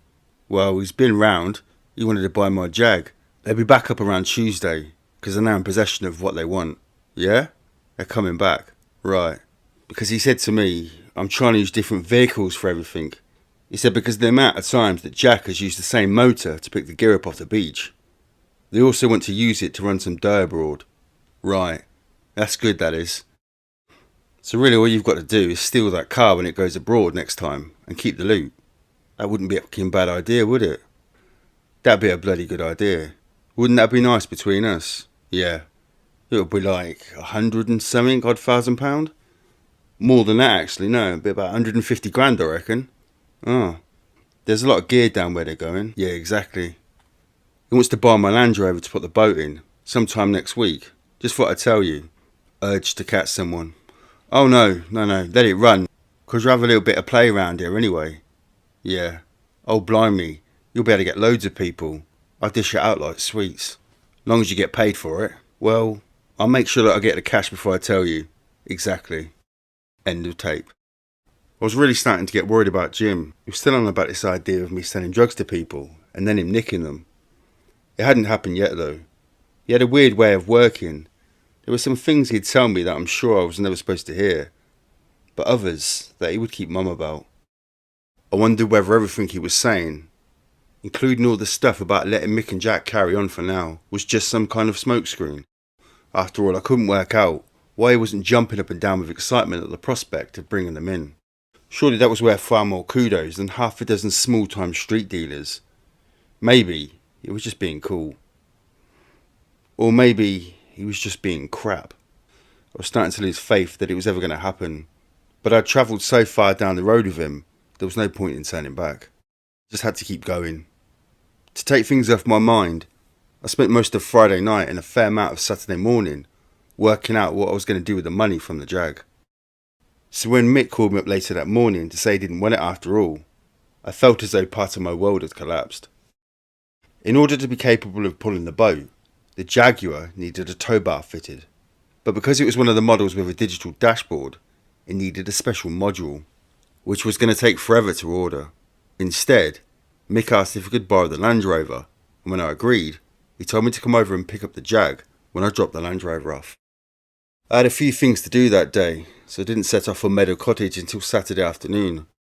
Once I had arrived, Mick drove me in his Hilux over to the Robin Hood car park, where he'd left the Jaguar. He said he'd put £30 worth of petrol in the car. He'd also buy me a drink sometime to make up for the inconvenience. For the first time in a long time, I felt a twinge of guilt. There I was, trying my hardest to get this bloke nicked, and all of a sudden, he was treating me with a bit of respect. I didn't hear from Mick again until Sunday morning, when he asked me if I could do him a huge favour, give him a lift up to meet Jack that afternoon. We arranged to meet in a pub near Great Bentley Village, and I set off in my Jag in the middle of the afternoon. I was waiting in the car park when Mick turned up in his Toyota RAV4, being driven by Jackie Street. Paul Gwennett was also in the car. Mick and Paul took a couple of bags and some fishing rods out of the Toyota and put them in the back of my car before both getting in. "Where to, Gov?" I asked Mick. It was pretty obvious I'd been magically transformed into a cab driver for the day, so I thought I might as well act like one. Mick told me to go up to the A12 towards the Ipswich roundabout. More than once he told me not to drive so fast. When we got to the Copdock roundabout, he told me to turn right and stop at the first petrol station I saw. I did so, and saw Jack already in the garage with his blue Transit towing a trailer carrying the boat. We all got out and went to the garage while Jack filled the boat with petrol. I thought I'd be leaving him there, but Mick told me he wanted to drive him and Gwennett to Leventon Marina. We stopped in a lay-by just outside, and Mick and Paul opened up the bags and put on a couple of dry suits. Then they unstrapped the boat, removed the number plates, and made it ready to go straight into the water. I watched the boat go out to sea, and then Jack told me to meet him in the lay-by. He was refitting the trailer when I pulled up behind him and then got in the Transit. "So how come you're not involved in our business these days?" he asked me. He was sitting in the driver's seat, staring forward towards the windscreen. It was like he was trying to be cool or something. I scratched my head. "Well, I don't have my passport anymore. But the main thing is, it just wasn't worth it. I never really earned any money out of it." Jack nodded slowly, still staring straight ahead. "Well, if you invested a bit of money in it," he continued, "then you'd make a lot more. Mick and I were talking, and we wanted you to go down to Spain and run that part of the operation for us. We think you'd be good at it. We pay all your expenses and everything. It's a good offer. I'm not really interested. I don't really think this is the right business for me, especially after what happened at Christmas." Jack's face suddenly erupted into a cheesy smile, which faded as quickly as it appeared. Then he looked directly at me for the first time. "Here's the thing, Darren. We want you to get more involved. If you don't, that's going to cause problems. What happened to Pat could easily happen to you. You can be replaced." I suddenly got this weird situation, like I was flying backwards really fast. I wanted to be sick. I felt my legs buckle, and my throat dried in an instant. I thought I was going to faint, and I had to hold onto the side of the Transit to steady myself. I couldn't speak. I was numb with shock. Jack had just threatened to kill me. I was speechless. "I'll probably call you later tonight," Jack said. "I might need you to do us a favour. That won't be a problem, will it?" I looked at him. His eyes were dead. There was no humour in his face at all. He was like a machine. It crossed my mind that he'd probably had exactly the same look on his face when he carried out the murders. I forced out some words. No, Jack. That won't be a problem at all. I was feeling a bit brave when I went to bed, so I switched my phone off. I woke up about 5 PM feeling like an absolute pansy and dialed 1471. Jack had called me about 2:30 AM. Shit. I decided to call him back and pretend I'd fallen asleep. Why? Well, I still felt involved in the whole murder thing. I didn't think I could just walk away from things just like that. Oh yeah, and I was terrified of what he might do if he thought I was avoiding him. But at the back of my mind, I was really hoping that Jim had done his job and it'd all be banged up. I got through to Jack right away and he sounded really pleased to hear from me. He'd been fast asleep and he did get out to meet the boat when it came back into the harbour. Is everything okay? I asked softly. Yeah, said Jack brightly. Everything's fine. No problems at all. You can pick up your Land Rover whenever you want. It's over at Mick's. Okay, will do, I said and put the phone down. And then I swore to myself over and over until Sandra woke up and asked what I was going on about. My workmate Colin was due round at any time, so I thought I might as well take advantage of the extra pair of hands and pick up the Land Rover right away. Once he had arrived, I drove the two of us over to Mick's in the Jag. Then the two of us headed back towards Braintree in our little 2-car convoy. I'm not the paranoid type, but as we were on our way back, I had this feeling I was being followed. I knew it didn't make any sense. I mean, I hadn't done anything, but I just had this weird prickly sensation on the back of my neck. But every time I thought I spotted a car that was tailing me, it would turn off or something.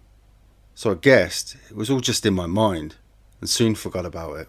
But as we were heading back, just before 5:30 AM, my phone went off. It was Mick on his mobile. We're fishing at sea. It's been a good night. We'll see you later on.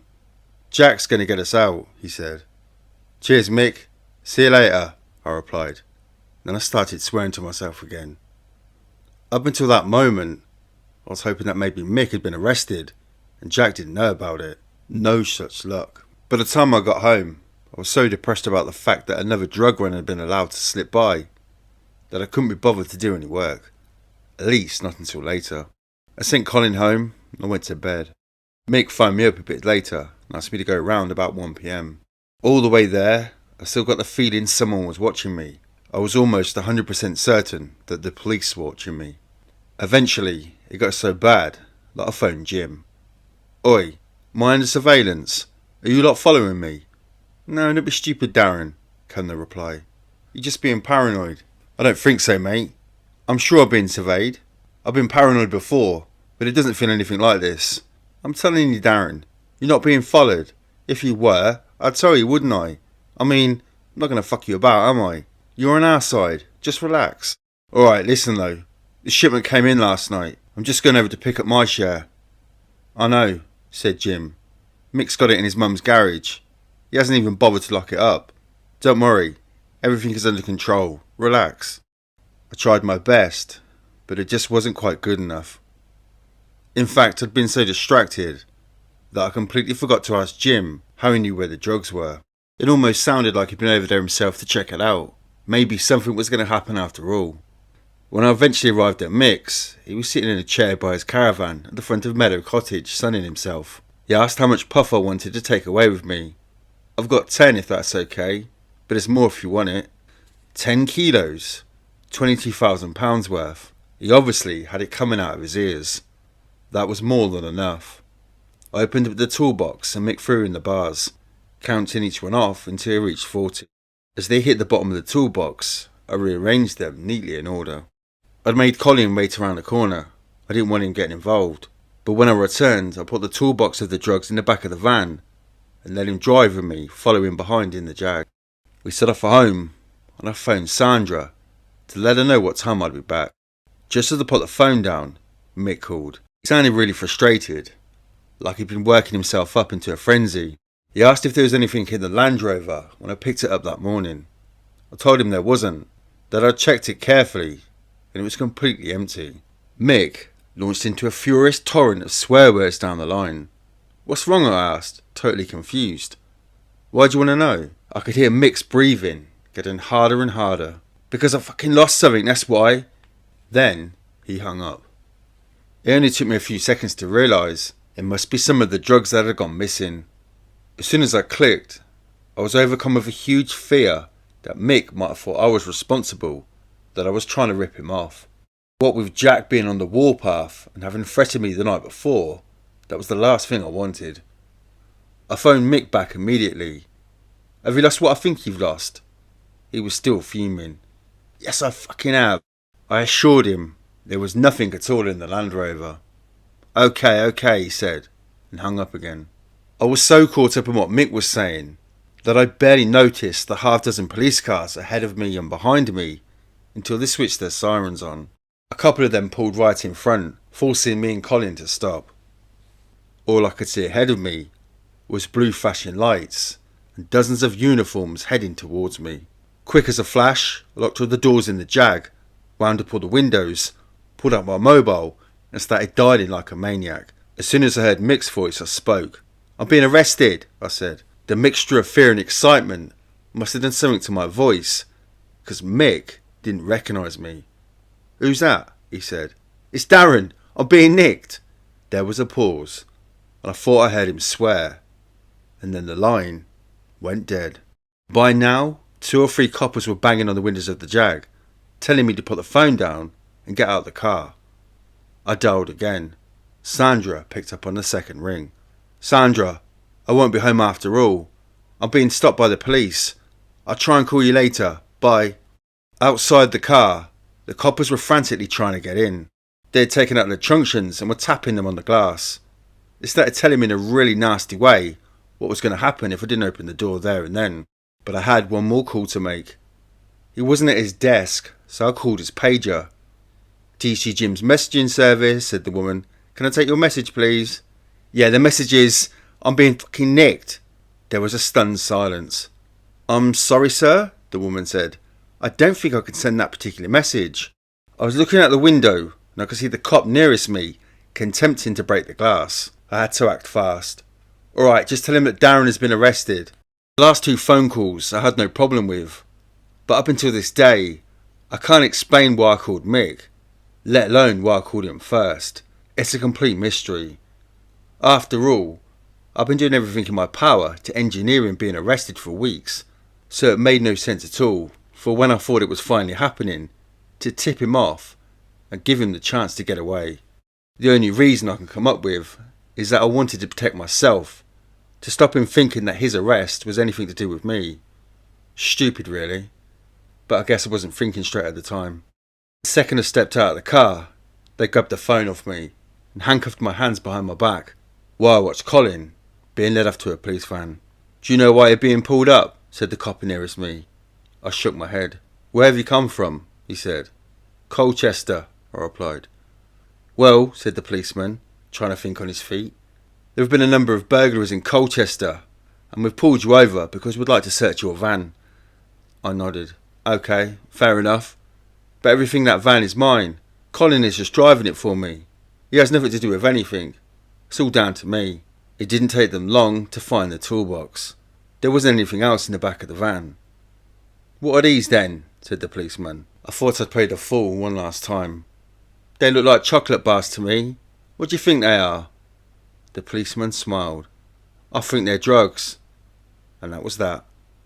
I was arrested on the spot. They took me down to Chelmsford police station. All the way there, and when we arrived, I kept looking out for Jim.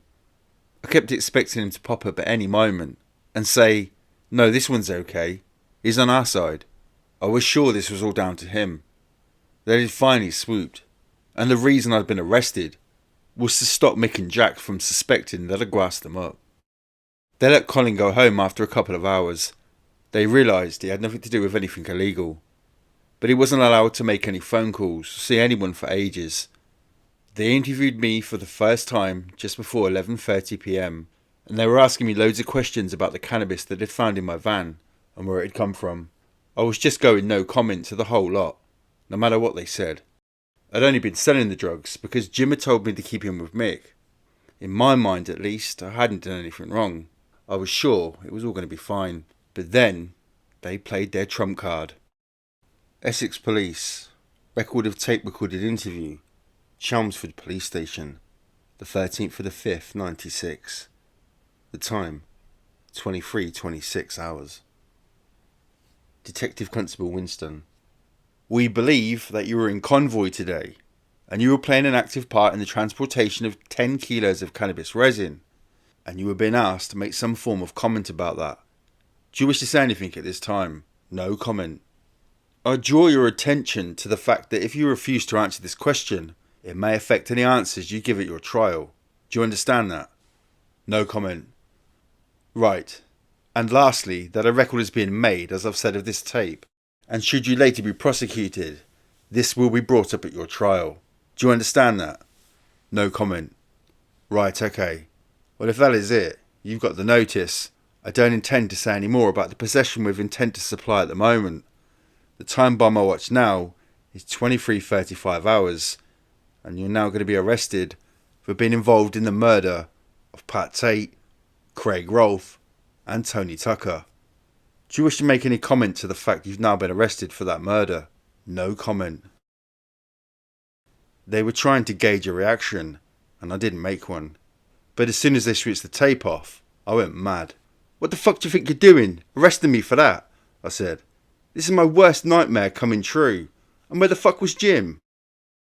The following day, the evidence against him was starting to mount up. Nicholls was beginning to realise how hopeless his situation was. In addition to all the police and customs surveillance records, which now included still photos and video footage, the police also had access to phone records of both Nicholls and Steele. Again, Nicholls took the no comment road, but it was obvious it was being backed into a corner. In fact, with neither Steele or Womans being caught in possession of drugs, there was more evidence against him than anyone else.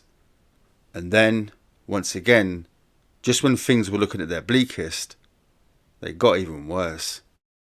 Just to put it in a nutshell here, Darren, what we're actually saying is there's been a large importation of cannabis resin to the country. You've now been shown to be very privy immediately before this importation came about by your association with Steele and the others. You have now subsequently, in the very early hours of the next morning, been involved directly in the importation of these drugs. Your vehicle has subsequently been forensically examined, and there is salt water and a large amount of sand consistent with having been on the beach consistent with the importation taking place. You have been shown by surveillance to have been involved in the collection of a consignment of 10 kilos of cannabis resin. As far as I'm concerned, you're a large player in the ongoings that have happened. You were so concerned at the time you were being stopped that your first thought was to try to tell Mr. Steele that it had all come on top as far as you were concerned. I feel in the light of this summary, you should reconsider your situation. I want you to understand the enormity of what I'm saying to you. Do you understand that? No comment. Fine. Now, I have here a copy of your custody record from last night. The entry is timed at 21:16. It says, while carrying out the review, Mr. Nicholls asked if he could speak to a nominated police officer known to him.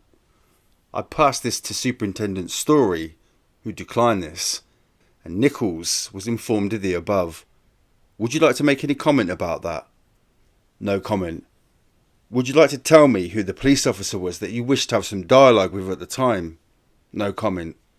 Alright. Well, I can tell you at this moment, 2 police officers from Essex have been arrested and are currently in custody. Fuck. I don't fucking believe it. The officers have been charged with a number of offences, including some linked to the possession of controlled drugs. We have evidence that you have had numerous dealings with one of these officers. Is there any comments you wish to make now? No. No fucking comment. As soon as the interview was over, Nicholls asked to see the most senior officer available. What happened next was recorded by DC Winston in his pocketbook. I was in the company with Detective Superintendent Barrington when we spoke to Darren Nicholls in an interview room. Nicholls had signed the custody record to be seen without a solicitor. This meeting had been requested by Mr. Nicholls, who was introduced to Mr. Barrington. Nicholls asked Mr. Barrington if he named the arrested police officer, Would he confirm it? Mr. Barrington agreed. Mr. Nicholls said, "Is it DC Jim?"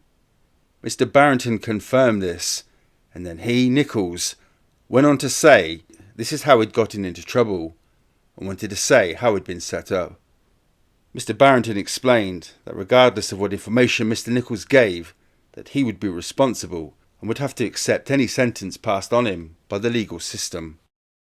Mr. Nicholls accepted this and asked about what protection would be given to him and his family.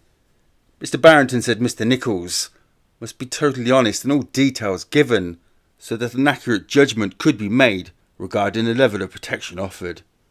Mr. Nicholls asked about protection in prison and was told about the system of protection that was available for registered informants.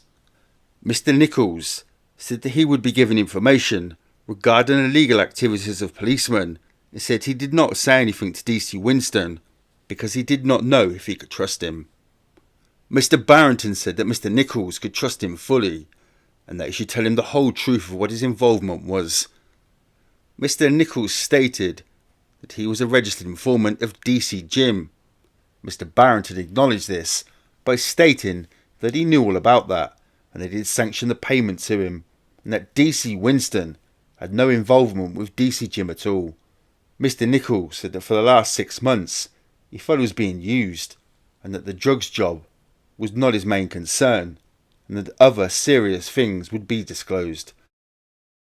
I knew I didn't have any choice.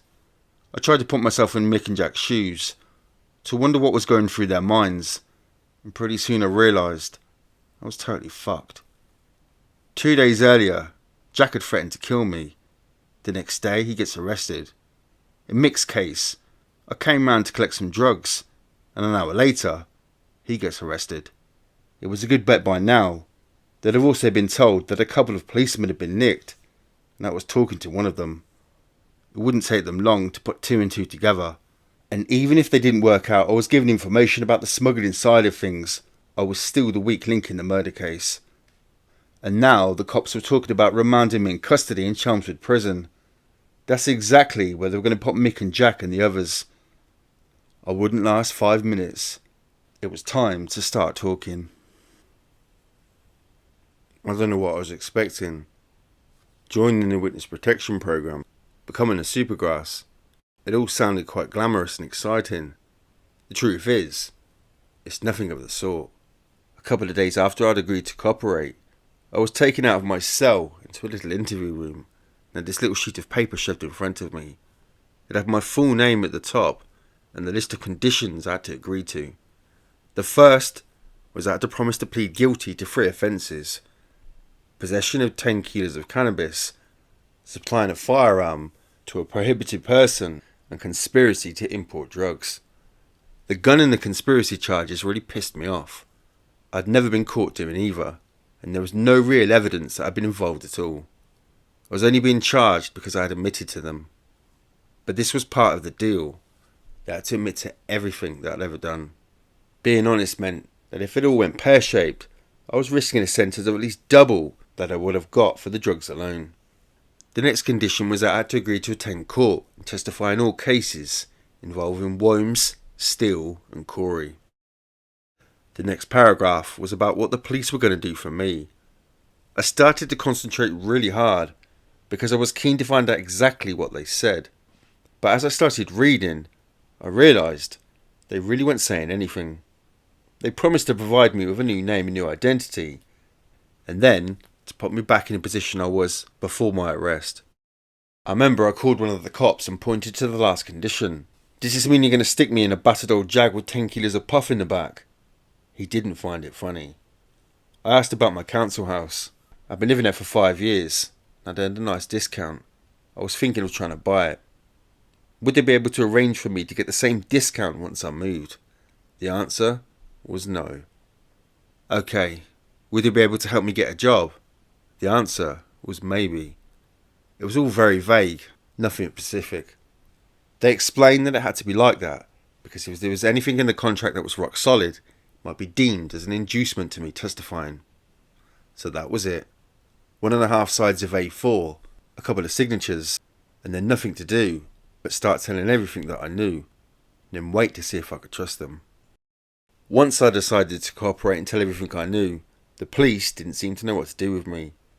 They were holding me in the female cell unit at Chelmsford police station for ages, but they had armed guards at the entrance in case anyone tried to get to me. That made it bloody obvious to every visiting solicitor and prisoner that something special was going on. Eventually they moved me to Colchester and kept the whole thing on a much lower profile. Because I was just in a police station rather than a proper prison, they didn't have any of the proper facilities. For months I was still under caution, and all I was doing was making statements about the murders and the drugs. It meant I couldn't really have any visitors or talk to anyone about anything, so I quickly started to get really bored. They gave me a TV and a fridge, and I got Sandra to send over a video recorder and a Nintendo game system. Food was the biggest problem. There was no canteen at the Nick, so they had to send out for pizza or McDonald's or KFC. As for hot drinks, all they had was these prepaid vending machines that makes everything taste like water, with a little bit of dirt floating in it. The only thing I could bear was the hot chocolate, so whenever they used to offer me something, I used to go for that. I thought I'd stay there in the police cells until the trial, but then, once the statements were over, they said I had to go to prison. At first, I was terrified. I was sure I'd be attacked and killed within a few days, but then they explained there was somewhere very special, somewhere very safe, just for people like me. It sounded dreadful. They told me everything was secret, but the first day I got there, everyone was saying to me, "Oi, you're that geezer who grassed up them blokes over the triple murder, ain't ya?" Then they all sat around me, like it was in a fucking listen with mother, and wanted to know all the details. At first I didn't want to say anything. I didn't know who any of these people were, and it really pissed me off they knew all about me. But after a while I started getting into it. You had to. You do feel like you're part of a special club, and sitting around with everyone, chatting about what you have and haven't done is all part of the fun. It's also a club where you get to call each other names that in any other prison you get your face smashed in. There is one joke you hear in the unit at least 10 times a day, and even then, we still all laugh. It happens when someone asks to borrow some milk or cigarettes, and promise to pay other people back. "How can I trust you?" someone will say. "You're a fucking grass." It was no Hollandsey Bay, but it was good fun at times. It wasn't all laughs though. I know that prison is not supposed to be a holiday camp, but the simple truth is, though we are at least partly supposed to be good guys, doing a decent thing and all that, we actually got treated far worse than any other prisoners. We had to cook all our own food because they didn't trust anyone else to cook it for us, just in case someone tried to poison someone. That's all very well in principle, but we only got the same food budget as other inmates. It works fine if you're buying stuff in bulk, but when you're only shopping for 12, it doesn't go very far at all. We also spent a lot of time locked in our cells, just to make things easier when they were changing shifts. They started locking us up about 7:30 PM, whereas the rest of the prison were not going back in their cells to at least another hour. We couldn't get any education or special activities because there wasn't enough of us. We couldn't use the rest of the exercise facilities in case we got attacked, so we had to make do with some really second-hand equipment. The funny thing was, they had all these measures to stop people getting to us, but all anyone had to do was turn up during visiting time and just walk straight in. Because we were supposed to be a secret, and no one knew which prison we were being kept in, the idea was only visitors and new people in the unit would ever turn up. So rather than being searched, or having to provide identification, like other visitors, all my friends and family had to do was turn up at the front gate, say Blogs 19, and they'd be walked straight through. The security was also pretty lax during visits to the unit itself. We didn't have a proper visiting room, so people just used to come into the main unit and hang about on the landing. We were not supposed to go into our cells, but no one ever paid attention to that, and people just got up to all sorts. They finally tightened it up when one of the inmates, Ethan, got his girlfriend pregnant during one of her visits. He obviously didn't have any money he could give to her, so she tried suing the governor, saying it was his fault for letting her into Ethan's cell unsupervised. They say prisons are universities of crime. If that's true, some of the people in the Blogs unit were studying for their PhDs.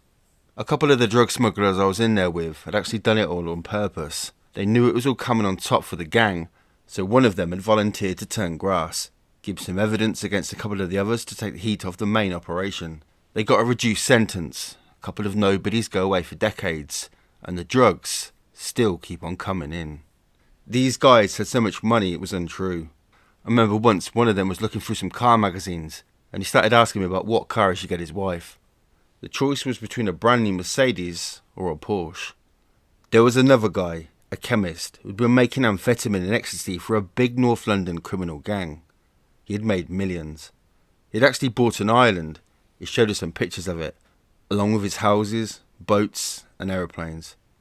He had so much money that he used to pay people £10,000 a time just to leave the country with a suitcase full of money to take to Switzerland and pay into his private account. I learned a lot from my time being in the blogs unit, but the main thing I was told was never to trust the police. The other people that were there, some of them had been stitched up really badly. I'd find myself talking to people who'd been in the unit for 5 years. They would tell me what the police had said to them at the start, and I'd realise it was exactly the same thing that the police had told me a couple of days earlier. One guy, Paul, who had been serving 15 years, his story scared me the most. I remember him telling me not to trust the police. Right now, he said, they need you. They really need you. Believe me, Darren, they'll treat you like a god, right up until the day of the verdict, then they drop you like a stone. Paul had good reason to be bitter. He'd been on remand in another prison after being caught with a gang of armed robbers in Ireland. He'd been a bit of a weak link, but was happy to keep his mouth shut and do his time. His mates didn't believe it though, and had arranged to have him killed. One day, while he was out in the exercise yard, he was told to go towards the wall because he was going to be helped to escape. As he made his way over, something told him it wasn't right.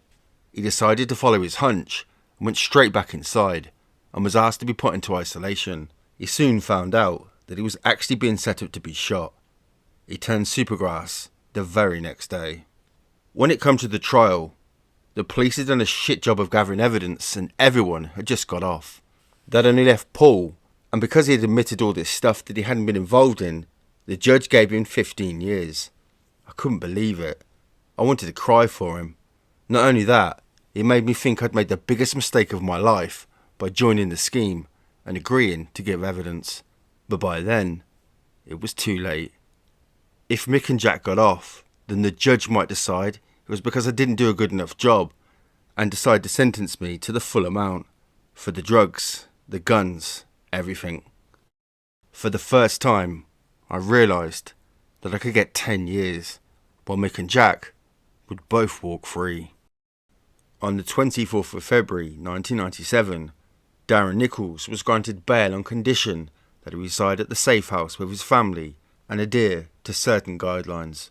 There was a strict curfew, which meant he was only able to leave his house between 8 AM and 8 PM.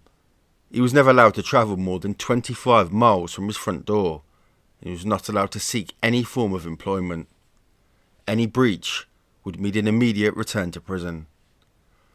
At first, his wife Sandra enjoyed having her husband back, but the dream quickly turned into a nightmare. The murder trial was set to begin at the Old Bailey on the 1st of September, and as the weeks went by, Sandra watched her husband become more and more frustrated, more and more stressed, and increasingly bitter and angry about his situation and what the future held for him. As the trial loomed even nearer, Darren Nicholls became more and more nervous about what might happen. In particular, in prospect of Mick and Jack going free played on his mind. He found it impossible to talk about it with his wife, who was becoming increasingly bitter about the enforced separation from her family. His police handlers had no time for him as he was making statements. Desperate for an outlet, Nicholls began to make a video diary of his thoughts and feelings. He began filming himself at home. Such was his relief at being able to offload his anxieties. He even smuggled the camera into his prison cell to help him cope with the stresses and strains in the final days before the trial. The following transcripts reveal much about the reality of life on the Witness Protection Programme. Thursday the 22nd of May, 1997. 13 weeks before the trial. I'm getting really paranoid. I just can't help it. Some days are better than others. Sometimes I have a drink and it makes me more relaxed. Other times I have a drink, it just brings my paranoia out even more. I lay in bed, I just can't sleep because all I can hear is these people in the street outside walking their dogs and stuff, and I'm all convinced that it's them coming for me. Since I've been here in the safe house, I've had constant sleepless nights. Sometimes there's a noise, just a small noise, and it sets me off. If a cat meows outside, I'm up in an instant, looking out the window, wide awake, while I'm creeping downstairs to check out the house. I've even started sleeping with a knife under my pillow. Sometimes when I'm walking down the road, I see people looking at me, and I'm convinced that they recognise me. I'm always on edge. I'm drinking a lot. I suppose everyone expects you to be an alcoholic by now, and I don't think I'm going to disappoint them. It's causing a lot of problems because I'm very selfish, but I don't know I'm doing it. After a little while, I just sit there, go into my own little world of a red striped lager. But I need it. I'm not allowed sleeping tablets in case the defence end up using it against me in court. They might say that my testimony isn't valid because I'm under the influence of drugs. I don't feel like I'm a person anymore. I feel like a piece of evidence. Exhibit number 1. I feel like I've been sealed up and I'm not allowed to get contaminated. It's weird. But the only time I feel like I'm really asleep is when my wife is awake. I suppose it's because then I can feel like she's watching over me, protecting me. But if she's asleep, I can't sleep. So it's back to drinking again. If I get pissed enough, I can always get to sleep. Wednesday, the 11th of June. Right now, I wouldn't recommend that anyone accepts witness protection. The police are just completely out of order. I've given them all the information they asked for, but they still refuse to say exactly what they're going to do for me. They say wait and see, wait and see. That's no good for me. I'm really worried about things. I'm not allowed to work at the moment. It's just too much of a risk. So the police come around to visit me once a week and give me £48 because that's how much I'd get if I was on the dole. It doesn't go very far. But it's really stupid because the police gave Sandra a cover story which doesn't make any sense. Apparently, I'm this really successful builder who spends loads of time working on big money contracts abroad. That's fine while I was away, but now I'm back and haven't got a pot to piss in. It must be really obvious that we live in a lie. If I could go back in time to when I was arrested, I'd never go down this route again. I wouldn't even consider it. I'd much rather be locked away with them and risk getting killed. In fact, I'd probably end up killing myself. Must have thought about it 100 times in the last year. The way they've treated me, I'd just never do it again. I don't think anyone would. The way I see it, if you get put away for 8 years, you do 4. But when you come out, you can hold your head up high. You don't have to spend your life looking over your shoulder like I'm going to have to. I did it the first time, did the crime, and then did the time, and it was okay. I came out, and I was able to start my life again. But this time, it just never ends. It just goes on, and I always regret doing it. I'm looking forward to playing these tapes back when it's all over, because I'm hoping I'm going to be wrong. I hope the police keep their promises and help me start my life over, but I don't feel very confident. When I was in the Supergrass unit, the one thing you hear from people there is, don't trust the police, don't trust the police. I'm convinced that I'm going to be shot on from a great height. Tuesday, the 17th of June. I asked the police for some money to put extra locks on the doors and windows. They said they couldn't afford it. I was trying to tell them how worried about things I was, but they just didn't seem to understand. I started telling them that I was going to make my own arrangements. I told them that when I got my new identity, I was going to apply for a shotgun license, so that I'd have some way of taking care of myself. They just looked at me. I tried to explain that the people who were going to come after me were hardly going to turn up with lumps of wood or knives. They were going to turn up armed to the teeth. If I didn't get a shotgun, then at least I wanted them to get me a bulletproof jacket. So then if it did come on top, at least I could throw it on and perhaps survive it. They said they couldn't afford it. They gave me a car for emergencies, but then they took it off me. They said I was abusing it, that I was doing too many miles, and I wasn't keeping it clean. Now the car's gone, and one of my bail conditions is that I should have a vehicle as a means of getaway. It's really fucking stupid. So now if anyone comes to shoot me, I have to hope that the bus is going by. Saturday, the 28th of June. The police said I'd arrange a holiday so that my family could come and see me. I don't believe them. All the things they've told me so far have turned out to be lies. They really don't want to do anything for you. because they're terrified that when you go to court, it will end up being used against them. That's all very well. I mean, I understand it. I really do. But it's no good to me right now, is it? It's not very promising at all. If I do ever get a holiday, it's not going to be much fun anyway. Some caravan in the middle of nowhere, with 20 armed guards and me mum. They kept saying I have to wait until after the trial, and that's when they'll start helping me out. But they won't tell me what to expect. The contract I have with the police says they have to put me back in the position I was before I became a witness. I'm never sure whether that means getting me a job and somewhere to live, or putting me in a town that needs a good drug dealer. I might get a nice little sweeping job down at Ford's, or a job digging holes for the council, and then they'll say to me, go on, enjoy your new life. I've seen all the things the papers are writing about me. They make it seem like I've got a private jet and £1 million in the bank. Even if the police had that kind of cash to throw away, I don't think I'd get it. At the end of the day, police and criminals are pretty much the same really, so even the cops hate the grass. I don't think they like me at all. Sometimes, in my heart, I wish I'd never become a witness. When I first got arrested, I'd met with my solicitor, and he said that if I hadn't said anything, he probably could have got me off. After all, I only bought the drugs because Jim wanted me to keep in with Mick and Jack. I was a registered police informant.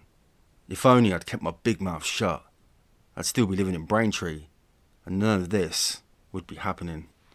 Friday, the 11th of July. Sandra's gone out for the night, so I'm here on my own looking after the kids. I'll probably have to tell my children the whole story one day. I'm not looking forward to that. They want to get married or something one day, and the whole name change thing can cause big problems. I don't know how they feel about their dad when I tell them. I just have to wait and see. To an extent, they know already. My oldest boy is too young to know what's going on, but he knows it's not right. He asks me lots of awkward questions. He wouldn't know what a Supergrass was, but I'm always telling him off for telling tales on people. And if I explain what I've done, that's exactly what I think I've been doing. My kids think that the reason we had to move out of our old house in the middle of the night was because of some old World War II bomb that had been discovered and was about to go off in our street. It was the only excuse the police could come up with straight away. The first night, they had to put them in a police training school.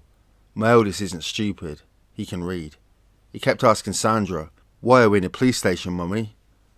The first time I went to prison, the kids were told that Daddy was being sent away because he'd been naughty and made the Queen angry. They were really upset by the whole thing.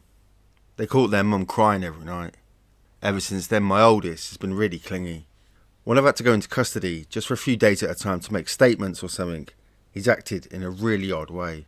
I've gone to say goodbye, and he said to me, you are coming back, aren't you? As if he just knows that something's not quite right. It really gets to you. When I was away, I got all these letters and pictures and things saying, Daddy, we love you, and we think you're the best daddy in the world. And I'm there thinking, no, I'm not. I'm full of shit. I've got all these kids telling me I'm wonderful, and I just don't deserve it. Monday, the 4th of August.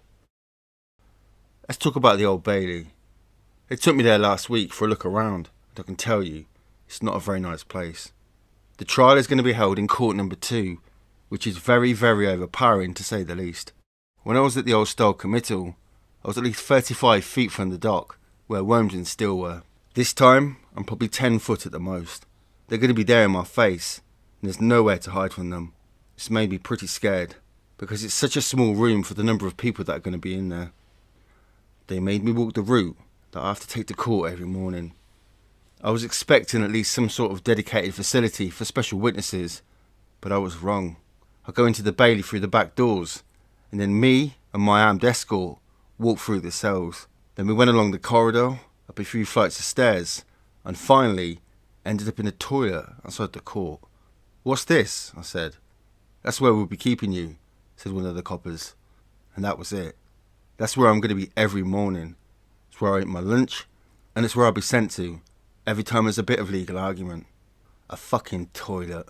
Mind you, with the amount of nerves I'm likely to have, it's probably the best place for me to be. Thursday, the 14th of August. I don't think me and Sandra are going to make it. She keeps saying she wants to go back to Essex, to go back to living a normal life. Sometimes I think it just might be the best thing for her. But when I start to think about my future without her, all I see is problems. Basically, we live in a lie at the moment, and we have to spend our lives remembering all the lies we've been telling so we don't get caught out. It would be so nice. It's such a relief to be able to tell someone. It would be brilliant if there was someone out there who could understand why I am the way that I am. I feel that I must come across really weird to quite a few people, but I don't know whether I'll ever feel comfortable enough to tell any of my new friends the truth. The paranoia is always there. What happens if I run into someone I knew in the old days and I'm with my kids? What do I do? Not let the children speak? It's an impossible situation. My biggest worry is what might happen if Sandra and I don't get back together. What happens if I start seeing someone and I fall in love? Do I sit her down and say, by the way, I'm a Supergrass and there's $250,000 on my head, but we'll be okay as long as we don't tell anyone? What happens if you don't tell her? What if you do tell a girl, then you split up? If she tells an ex-boyfriend and he tells someone, but if you don't tell her, then how would you feel if they burst in for me and she's there? Tuesday, the 19th of August. I don't want to do it. It's only a week or so away, but I really don't want to go through with it. I've been sitting here trying to work out what they might ask me. I don't know if they're going to try and trick me. That's what really does my head in. I guess I'm trying to work out all the answers in advance, but my barrister says one thing you shouldn't do is try to work out what they'll ask you, because they'll always come up with something different and you'll be stuck. I'm trying not to do it, but I can't help it. It's not just a case of me going there and telling the truth. The whole case rests on me. Without me, there is no case. So they're going to try and do absolutely everything they can to destroy me because it's their only chance of getting off. Are they going to call me a liar? They're going to try and rip my character apart? Are they going to try and let me speak at all? I'll just have to wait and see. I'm not looking forward to going back into custody. I'll be back in the police station again, but this time no one will be allowed to see me. No visits at all. They are scared that if anyone sees me when the trial is on, the defence will say I'm being coached or I'm being given ideas. So I'm going to be spending a lot of time on my own. I'm not looking forward to it at all. All you can do is watch TV. I'm fully up to date with Neighbours, EastEnders, Coronation Street, the lot, but that doesn't make up for much. And it's not like I'm in some peaceful place where I can think, because it's a police station. It's full of drunks who are up for a fight, especially on Fridays and Saturday nights. They scream and kick the doors all night long. It's horrible. I'm not looking forward to it one little bit. I'm not the same person I was when this all started. I used to laugh at people who cried at soppy films, but now, at everything, even when I hear a song that's slightly sad, I tend to cry. I don't know why. I have thought about my dad a lot. That keeps going through my mind. I lay there, and as if he's there, but he's not. Difficult. They want me to see a psychiatrist to see if I'm cracking up. When they first said it, I felt good, because I thought they was actually worried about me. But now I realise they were just worried that I might not be able to give evidence in the case. Friday, the 29th of August, 3 days before the trial. Sandra isn't speaking to me anymore. Last night I told her I was popping out for a quick drink. I didn't get back till 3 AM, and when I did, I was completely out of my tree. My neighbours are really on her side. They're all having a go at me today, saying, how could you go out drinking every night when you're about to go off to Germany for 2 months? That's the story everyone's been given. That I'm off abroad to work on some kind of building contract. They're all saying I should be spending more time with my wife. They have no idea just how much stress I'm under. If Sandra doesn't start talking to me again soon, I'm just going to go out back down the pub. As far as I'm concerned, any excuse to get pissed is a good one. Saturday, 30th of August. Back in custody. First night back in the cells. Not very good. I can't sleep. I'm very nervous. I'm bloody nervous. I've only been back 16 hours, but I've had my first big row with the wife already. We actually fell out over a difference of things that she said to one of our neighbours, something that I said to one of our neighbours. We forgot to confer. You tell so many lies in this game that it just happens automatically. You don't think. You don't ask. I just have to take it in my stride. People say don't worry, but I can't help it. This is the beginning of my whole life, and it's a life of worrying about everything. having to be extra careful who I make friends with. I even have to make sure my kids don't slip up. At the end of the day, I can handle going to court and giving evidence. What I can't handle is the rest of my life. The rest of my life is going to be horrible, no matter which way the verdict goes. I spoke to my mum a little while ago. That wasn't very good either. She just told me to tell the truth. Sunday, the 31st of August. I feel like shit. It's my second night back in custody, and I've just had the biggest scare of my life. Sandra was really depressed when I left, and scared about being on her own. When I phoned her back last night, she was feeling pretty miserable because of the row, but after a while, things seemed to be pretty much okay. But when I phoned her tonight, there was no answer. So I paged her. No answer. So I phoned her mobile. It was turned off. I started to panic. I didn't know what to do. So I told the police, and they started to panic. They sent a car around to the house, and she wasn't there either. And neither were the kids. So they started searching for her and put an alert out on her car. And the whole time, I was just sitting there, feeling absolutely useless. I really wanted to do something to help, but I was locked up. I really started to believe they'd got to her. They knew the trial was about to start, and they'd snatched her away. I was ready to retract every statement I'd ever made. There was no way I was going to get in the witness box. I really believed my family had been abducted and killed. The police were getting really nervous, checking on my other relatives and with the families of the accused to make sure they knew where they were. Then at about 3 a.m, the police said they'd found her. It had all got too much for her, and she'd just gone off on some bender and left the kids with a friend. I know I'll keep going on about how tough things are for me, but I know it's fucking hard for Sandra as well. All this shit somehow affects the innocent more than the guilty. I was so relieved that she was safe. I wanted to tell her that I loved her and cared for her, but I just ended up shouting at her down the phone, calling her all the names under the sun. I was really having a go at her. I left her even more upset. Then I just sat on my bed and cried. Tuesday, the 2nd of September.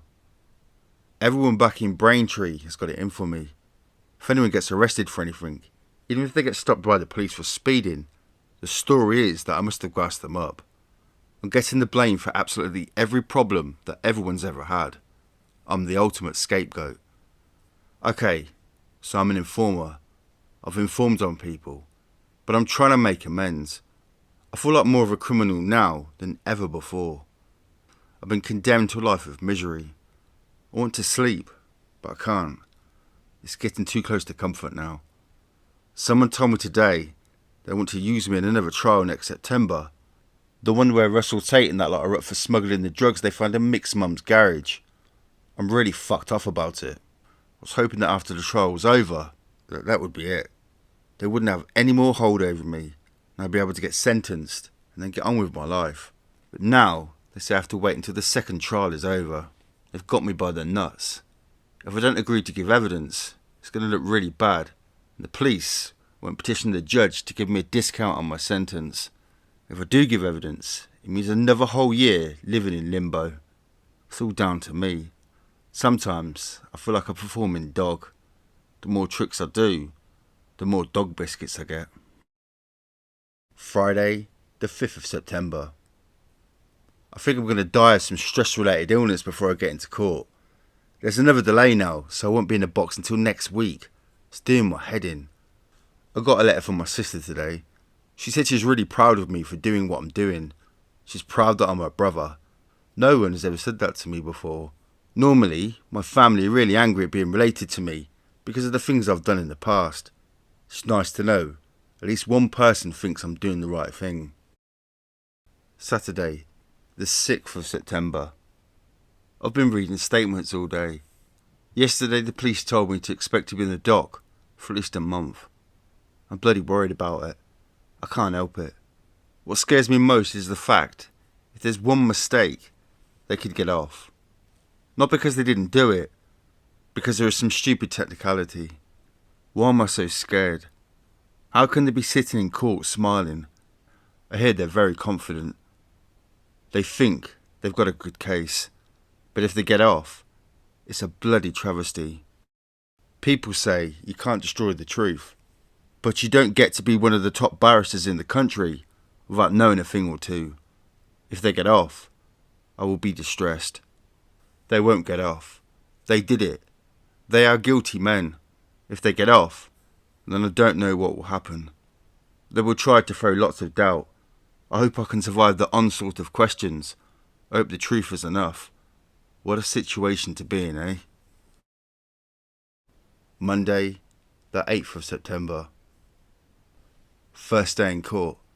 I sat there all day in the toilet, but never got to go in. I was talking to the guys on the protection squad.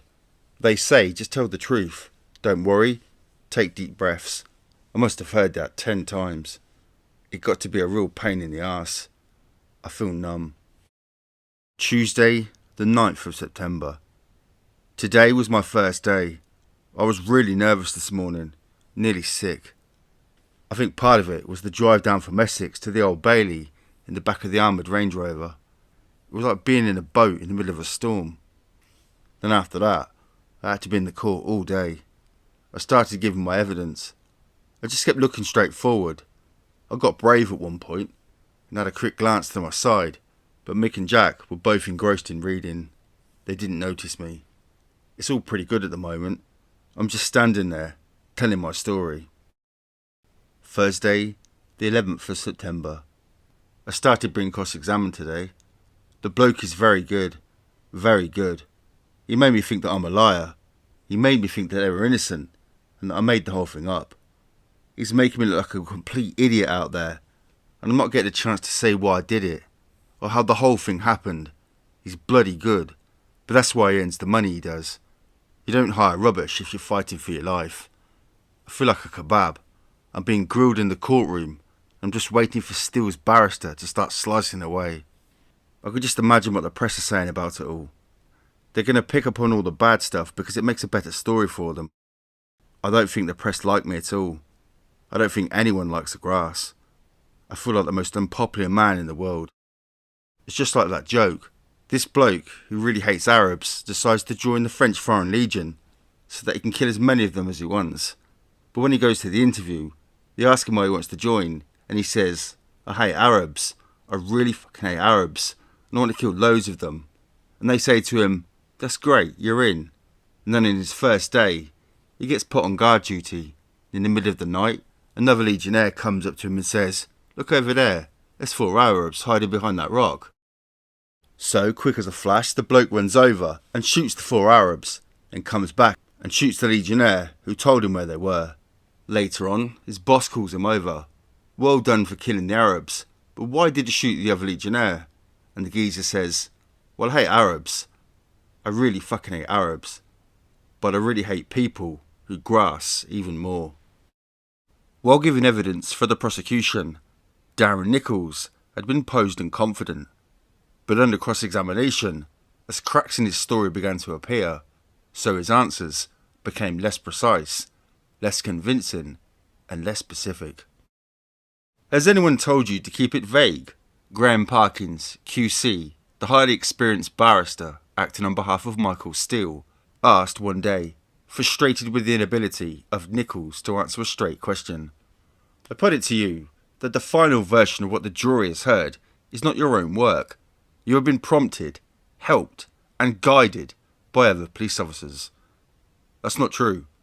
Mr. Nicholls, are you a truthful man by nature? I don't think you can say I am. But I'm telling the truth now. But Mr. Nicholls, how does one know when you are lying and when you are not? You are both a blatant and persistent liar. An optimist, I suggest, grasping at straws to save yourself. By December 6th, you knew Mr. Steele very well and had the means to make up a plausible story about him and his colleagues. Yeah, if I wished to do so, but they did do the killings. Are you falsely accusing these men when you know who was really responsible? They did it. Do you want to protect yourself and others who are not before this court? No, they did it. Were you involved in these murders yourself with other men?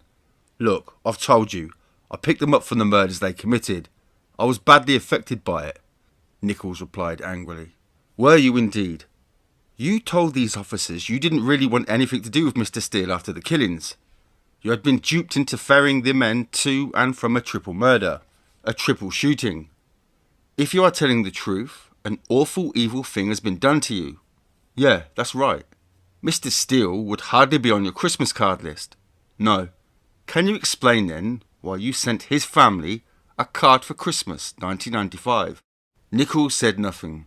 Steele, sitting in the dock, allowed himself a wry smile. Parkins continued. You also gave this man you claim was a killer a case of canned beer and a bottle of wine. Nicholls shuffled uneasily in the witness box.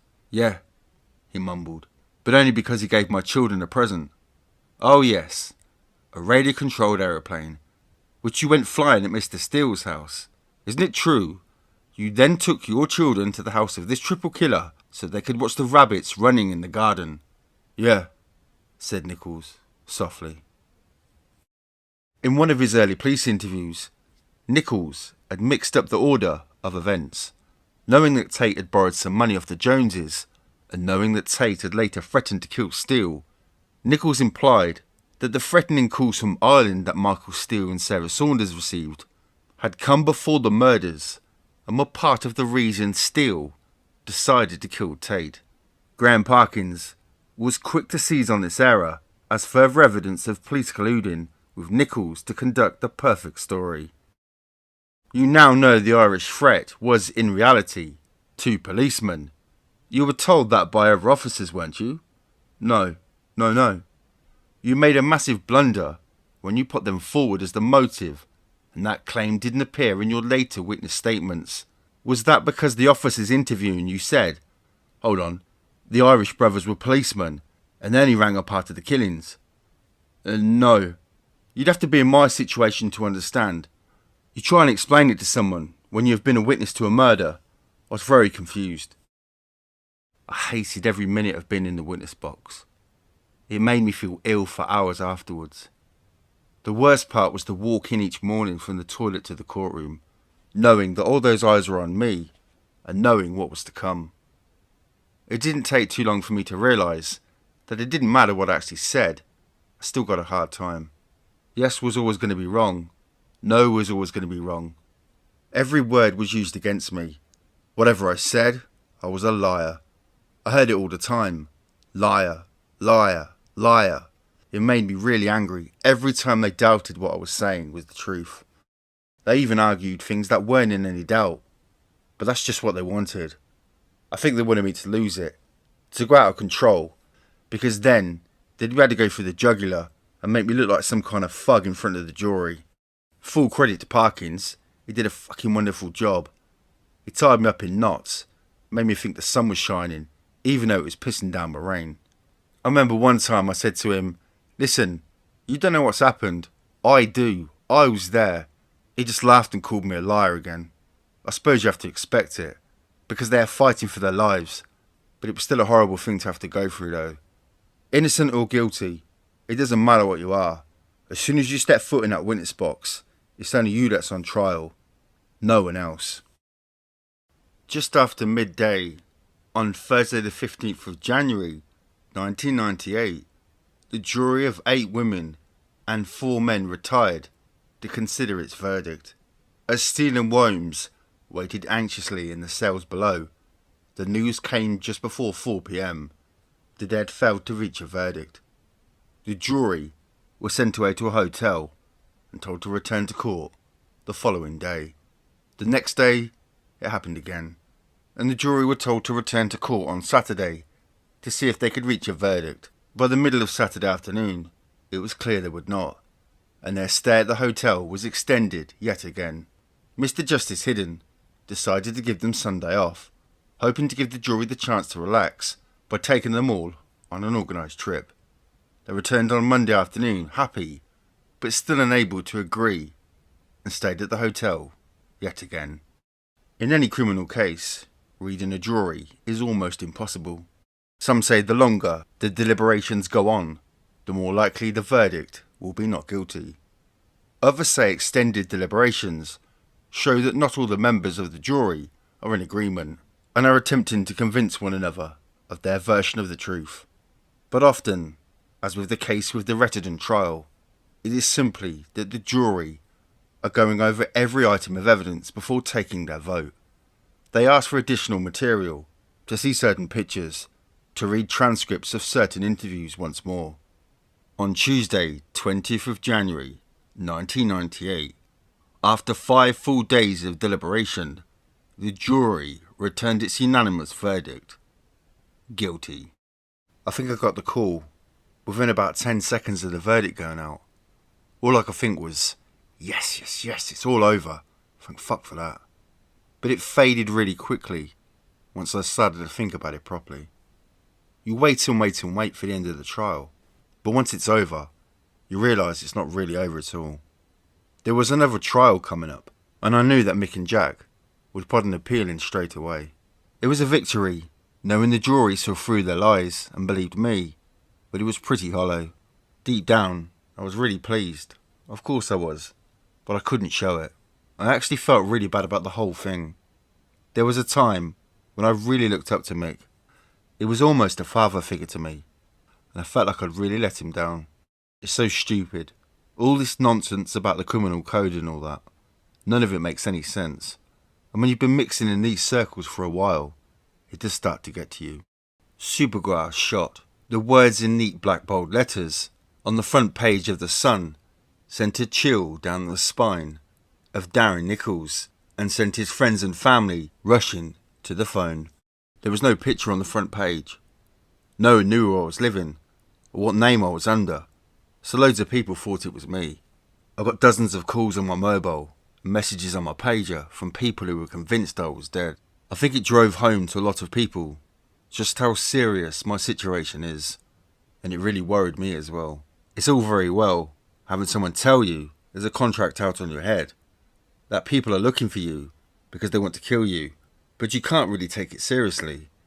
But when this happened, it just made me think, fuck, Supergrasses do get shot. There are people out there who will spend years trying to track you down and then put a couple of bullets in your head. If I was stunned by the news, then Sandra was completely devastated. It was horrible. She just sat there and didn't say a word for ages and ages. Then we had this really serious discussion about what we would do if there was an emergency, whether we needed more locks on the windows and that kind of thing. We were both trying to stay calm and keeping it together for the sake of the kids, but inside we were both absolutely shitting ourselves. And the worst part was that I had another trial coming up. There was going to be 7 more people who would be totally pissed off with me, who would want their names to go on a list of people who would like to see me dead. It wasn't much of a summer, I can tell you. I've always known that I'd have to spend the rest of my life looking over my shoulder, but I always assumed that with time, the threat would start to fade. Now, I know better.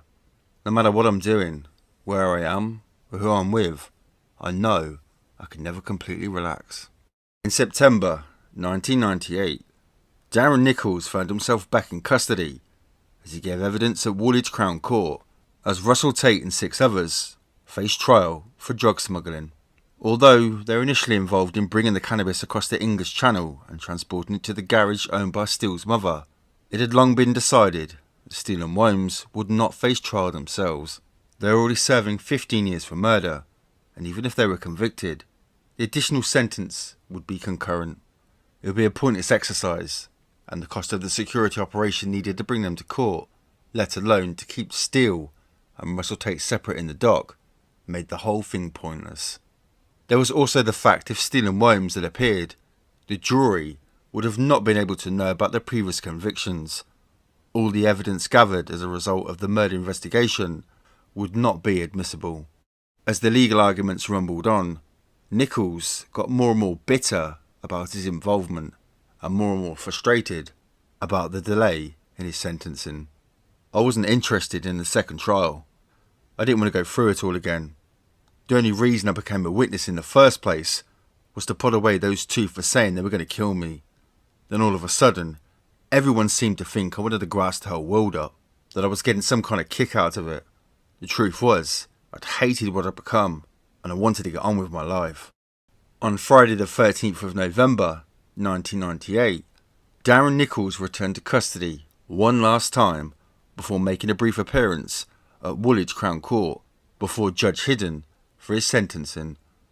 I have no doubt that within the evidence provided by this man, a terrible crime would have never been solved and 2 killers would still be walking the streets. In return, Mr. Nicholls would undoubtedly have to spend the rest of his life in fear.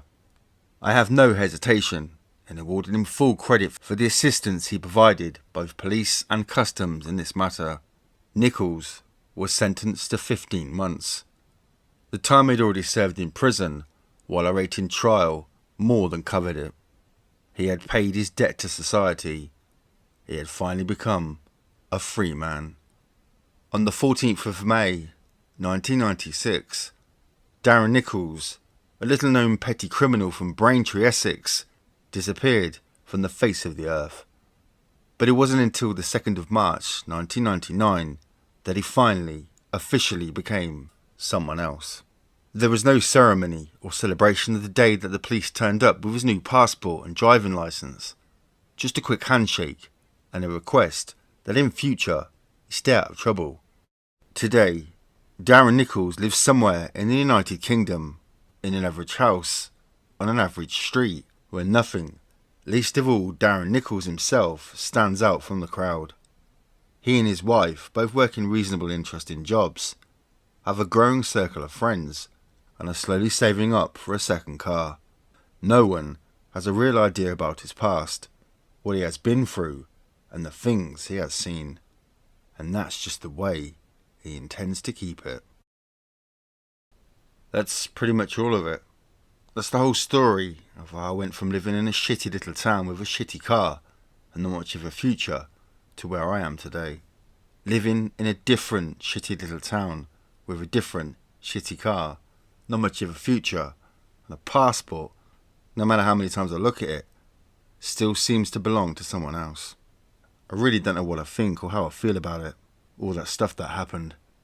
I guess with the 2 big trials finished and stealing worms and the others banged up, I should be happy. But I'm not. No way. I have this terrible guilt. I feel like I'm a right bastard. I know I shouldn't feel guilty, but I just can't help it. It's going to be a long, long time before I can feel good about myself. When I went to court for the last time to have the judge hand down my sentence, the usher asked me what the toughest part of being a protected witness was. He guessed it was going to be giving up the good life. I had to laugh. I wasn't much of a criminal. I never had the wads of cash to spend, or got the best tables in the local bars and restaurants, or even came close to dripping with gold. Leaving my old life behind was easy. The real challenge has been trying to cope with the new one. The nightmares about the murder, the time I spent in prison, the fear that someone's going to try and track me and my family down, it's all a cakewalk compared to the strain of living a lie. It means I can never really relax, never lower my guard. I just spend the whole time on edge, waiting for someone to say, "Hey, don't I know you from Braintree? Hang on, you're Darren Nicholls." A couple of weeks ago, I was in this local pub with a bunch of friends, and there was a telephone call at the bar. The landlord called out, "Is there a Darren in here?" So I jumped up and said, "Yes," started walking over. I was almost at the bar when I remembered that I didn't have that name anymore, that I would become someone else. I had to pretend that I was drunk and making a joke. I think I got away with it, but I can't help thinking that at least for one of my friends, it has sown the seeds of doubt. There are people around who already think there's something a bit strange about me, that my background doesn't quite add up. All it will take now is another piece of the jigsaw puzzle to fall into place, and I could feel myself having to move all over again. In truth, I feel like my problems are only just beginning. There's one other question that people always want an answer to. Just what you get for becoming a Supergrass. I know there are people out there, most of them relatives of stealing worms, who still believe that I've been paid some vast amount of money and that I'm now living in the lap of luxury. Well, it's time I came clean. Forget the rumours about £300,000 in my bank account, my villa in Spain, my brand new sports cars and all the other benefits. That's nothing. The truth of becoming a Supergrass, of signing your soul over to the police, is that you get much more than that. In fact, there's so much more, it would take another book to list it all. So I'll just tell you about the 3 things, the ones that matter the most. I get to never see my parents again. I get to spend the rest of my life lying to my kids. I get to never ever feel completely safe. And then there's the money. During the trial, and when I was out on bail, I got exactly £48 a week, because that's what I would have got if I was on the dole. And since the trial's finished, I haven't had a penny. Don't get me wrong, I'm not complaining. I got my freedom, and I'm thankful for that. I've also got the chance to start over with a clean record, but that's where it ends. I know there are people out there who think that I only said what I said in court because of the deal that I struck with the police. Well, surprise, surprise, that's absolutely right. But that doesn't mean I wasn't telling the truth. The biggest difference between my new life and my old life is that there's no safety net. If I run out of money before the month runs out, I can't think about selling a few ounces of puff to make up the difference or getting involved in some dodgy money scam. From now on, I have to do things by the book. I have to be a whole new clean living person, and that's not easy at all, especially if you spent your whole life bending the rules. So the only thing to do with my old life is to put it behind me, to forget about it completely. I don't think about it. I don't look at the photographs, and I don't even talk about it. Not even to Sandra. It's just too dangerous. Because of all the shit that happened, of all the weird crazy stuff that went on, there were still some good times. And thinking about the good times just scares the shit out of me. I might start to miss them.